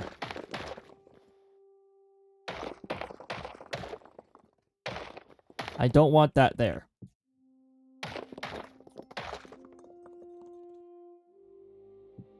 But I will still put random blue ice on the ground. I could never understand how they played. They got increasingly more complex. You know what? This is also something that one of Nintendo's mobile apps, Fire Emblem Heroes, suffered from too, apparently.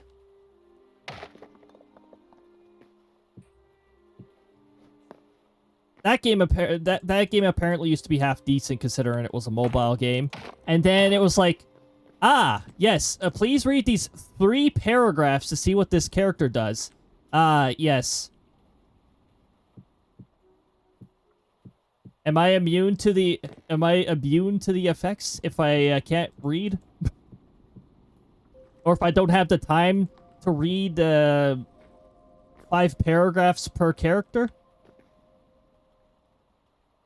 Blue ice, white dragon, exactly. Oh my gosh, okay. I don't know celebrity names very well.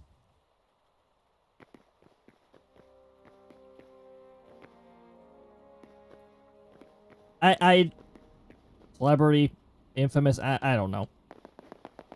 All I know is that if you hold the jump button here, you can machine jump, which is amazing. Next venture. I don't keep track of where these celebrities and rich people go. I'd like to keep track of what's on my bucket list. Where the heck do I want to go next?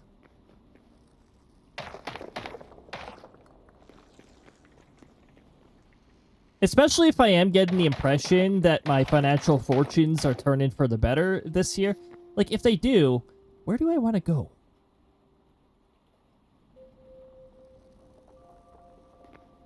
Also, I like putting... Why was that so difficult?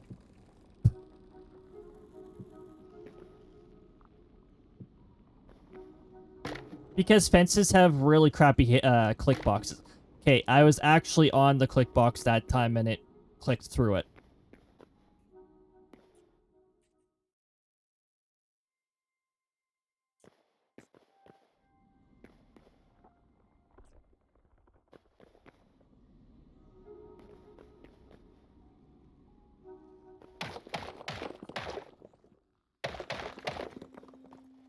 There. That's just an excuse so that everything's symmetrical.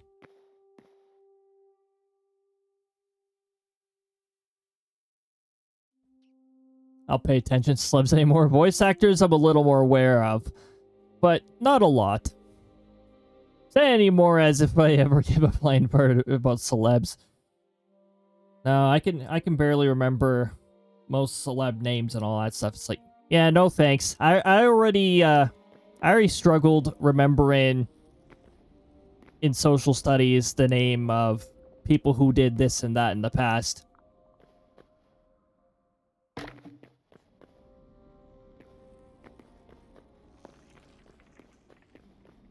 Okay. Once again, I have made a crossing beside a cave in which the cave immediately becomes useless on one side. Is this just a thing with the cave generation? I could make it useful if I manually connected it here. I might actually do that. Because this appears to... Yeah! It just goes up and abruptly terminates. Hold on. I'm going to make this cave actually not lame.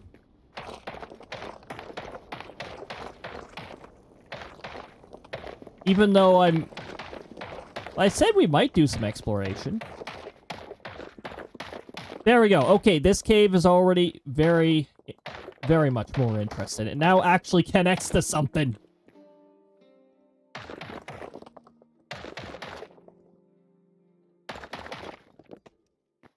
Now, if you're in adventure mode, you'd have no way of knowing that you could literally just use a pickaxe through three rows of blocks here, and a cave system.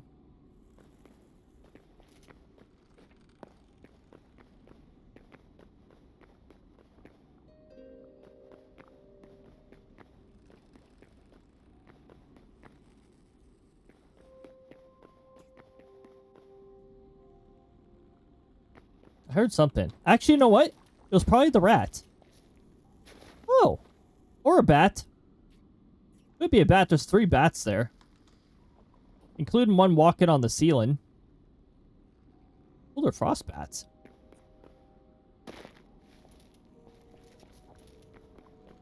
I'm very much cool with the bats in Hytale because they're not hostile. They just chill.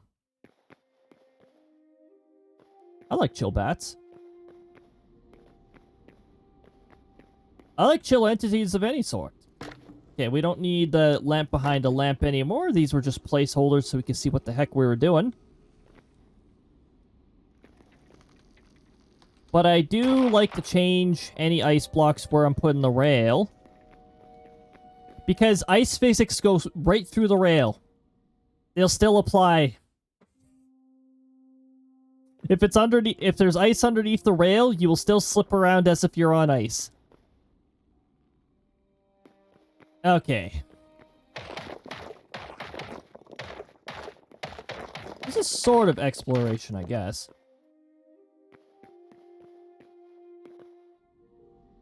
One, two, three, 4, 5. 1, 2, 3, 4, 5.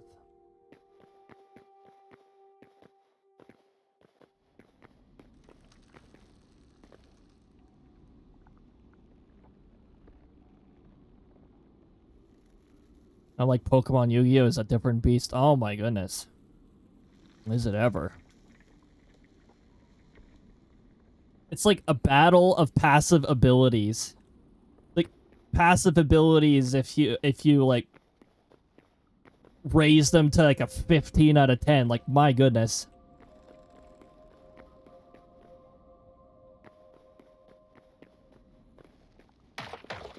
And then, of course, later generations raised it to like 30 out of 10. Can't even comprehend them now.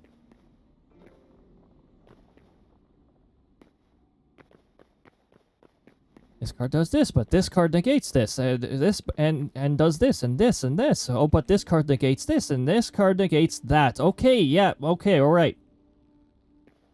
So which cards can actually do something?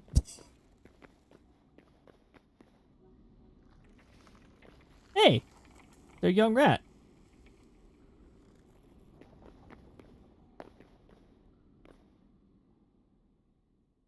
You can have a 100 and make it to 9,999.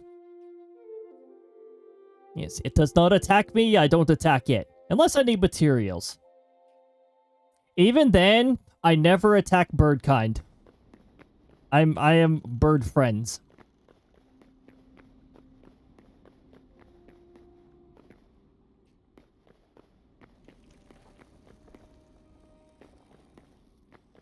Oh, the gliders need feathers? Well, guess I'm not getting a glider because I'd rather not. Unless a bird accidentally does something dumb like walk into the water and stand in the water, which all mobs seem to really love to do. Once they're in the water, they just sit there and don't know what to do. That's only happened once. That's the only thing of feathers that I have. Blue feathers are the dino burbs. I also wouldn't dare attack the dino burbs. Jazz, welcome on in. I hope you're having a lovely time zone. Hey, we got the 10. The barely flinch nor feel the attack. The exclamation mark fight actually has more variation to some of the ones that previously lacked variation. I decided to add variation to any of the ones that were copies of one another. Or find feathers in a random chest. Oh yeah, that too. I haven't found them in random chests very often. Might just be because of the region I'm looking in. Meanwhile, I slaughter bunnies. Oh my goodness.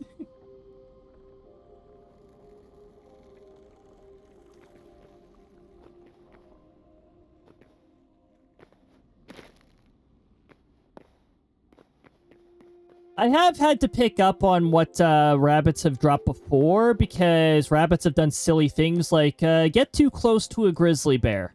Grizzly bears will attack rabbits if they draw too close. Rabbit, welcome on in. I hope you're having a lovely time zone. Just for me to use the cannon.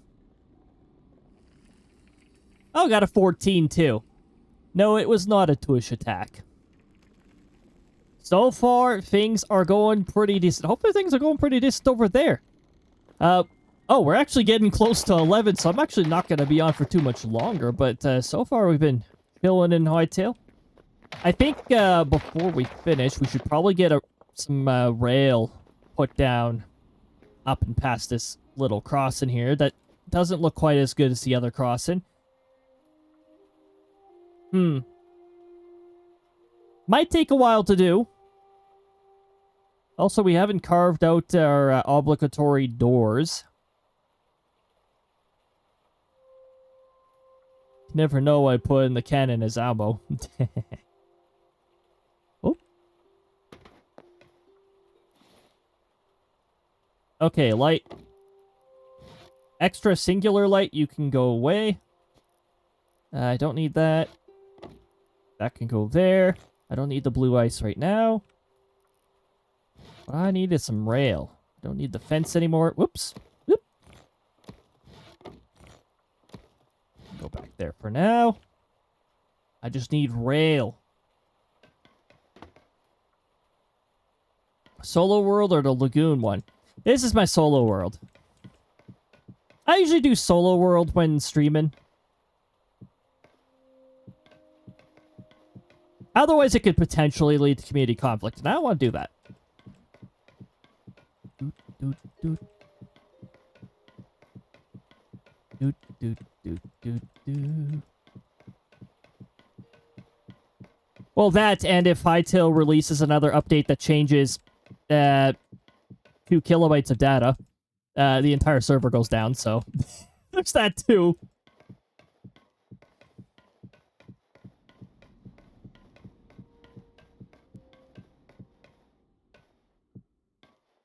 Curious. I want to make sure it didn't accidentally stumble upon this type of thing. I do have a train tunnel starting over in that side too, but it's super far away from everybody else. It's it starts near my desert tower, and so far it's going far south. I have a loose connection for north, but I don't plan on building north anytime soon. The south one's gonna go south for a while. But if I notice on my map that I'm approaching anybody's like settlements and stuff, I might scope out to get an idea of how low I have to go to completely avoid the settlements. Adjust the tunnel elevation to avoid any conflict. Or go around if it's easier to do that, but chances are I'll probably just make the tunnel go really low. Aim for like at least 10 blocks below.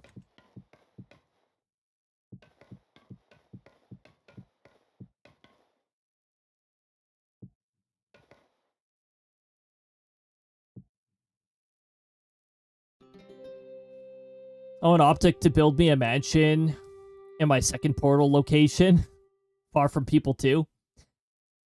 You know, dangerously under level for that location now since leveling became a thing.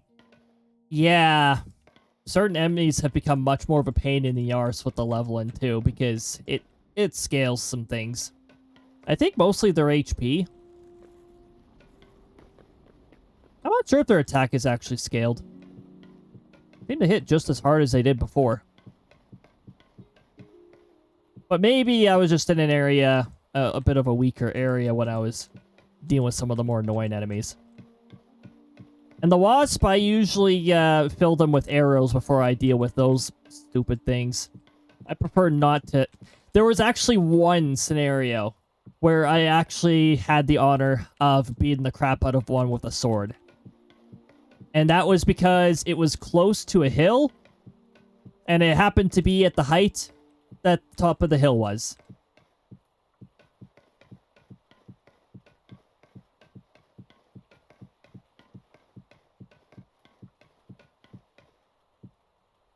Hey, ads, how about you do this? Go away. There we go. Good job, ads.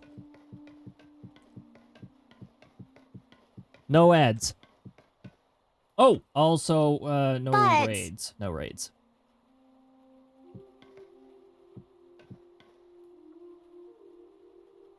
That leveling thing needs to be a bit more balanced, because 15 to 50, that jump is insane. I thought it was 15 to 30. Which still takes forever, by the way.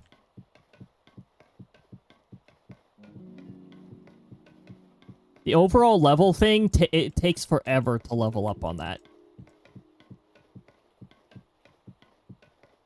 Or was it to 50? I don't know. I remember it being somewhat ridiculous. Showing the Dino Land to one of my friends on the Discord the other day. Yeah, see, that's a Well, not all the dinos are level 100, but chances are you'll encounter a level 100 one. There's some variation.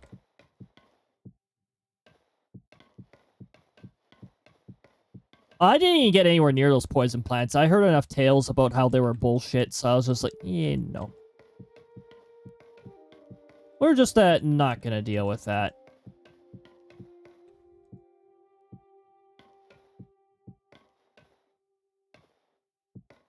I've killed the odd thing there, but usually from a high up, unreachable location. Best way to deal with the enemies there. Because they're ridiculous. They take decades to defeat.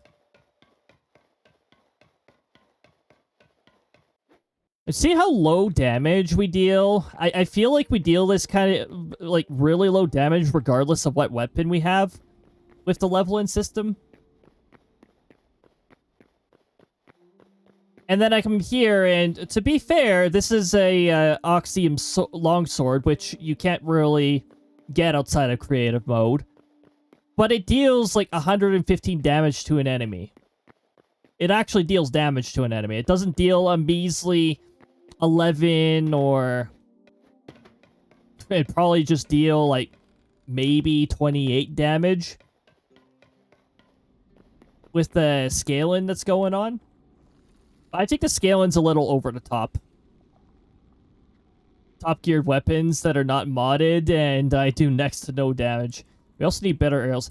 That would be really nice. I don't think Hytale itself has better arrows yet. So those would definitely need to be, like, totally modded in, like, as a new item.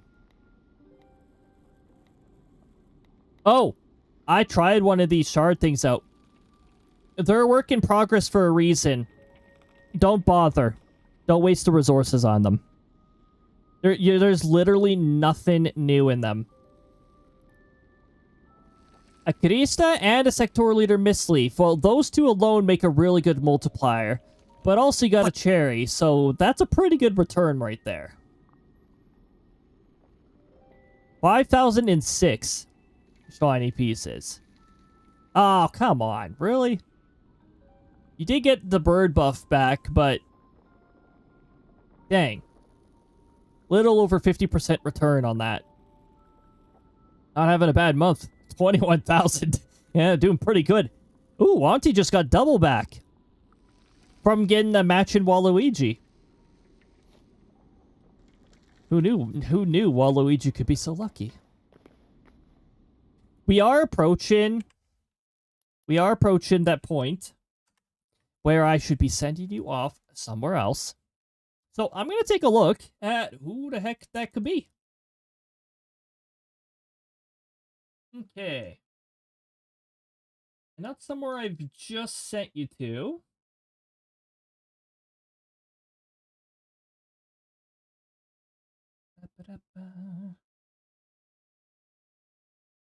How long has it been since I've sent you over here?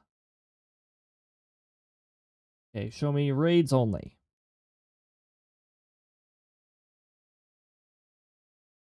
23 days? 23 days? Wouldn't be bad if I sent you on over there again then. Oh my goodness!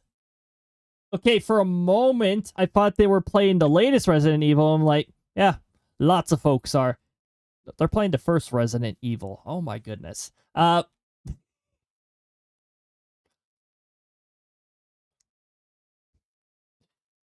Don't make us leave. No worries there. Oh, also, I'm going to make sure the ads don't sneak up on us while we're trying to start a raid. I'm going to send you guys over to Cooper's, because Cooper's is playing the very first Resident Evil, I think. I think it's the very first Resident Evil. It looks like a very first Resident Evil. So, I'm going to send you over there.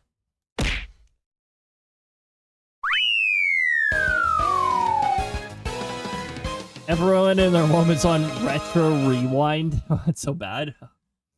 I've heard a lot about it. I haven't seen it yet. I mean, if it's hyped up too much, I probably won't really watch too much of it, but you never know. All right, everybody. Thank you for joining. The congrats to the top 3. You get bonus gold pieces to use in future sound commands. The first raid message is for subs. However, in the event that you don't have a sub, we got a message underneath. Anybody can use that one. Feel free to use one or the other when heading on over to Cooper's. Everybody, I'd like to thank you for joining, whether you're here in full, in part, whether you're active, whether you're lurking, some of it too is all greatly appreciated. Tomorrow is going to be a outbreak day, as is a Saturday tradition. So look forward to that. My goodness, thanks for such a fun time, everybody. It was fantastic to have everybody here while we were doing some chilling with the Hytale. So yeah, tomorrow, 6 p.m. Look forward to it. Take good care of yourselves. Be kind to yourselves. And keep being yourselves. That's the most important one. My goodness. And again, thank you so much, Pay and Fool, for the storms. Thank you so much. I very much appreciate it. Oh, okay, we're about to raid out here. We'll see you later, everybody. Bye-bye.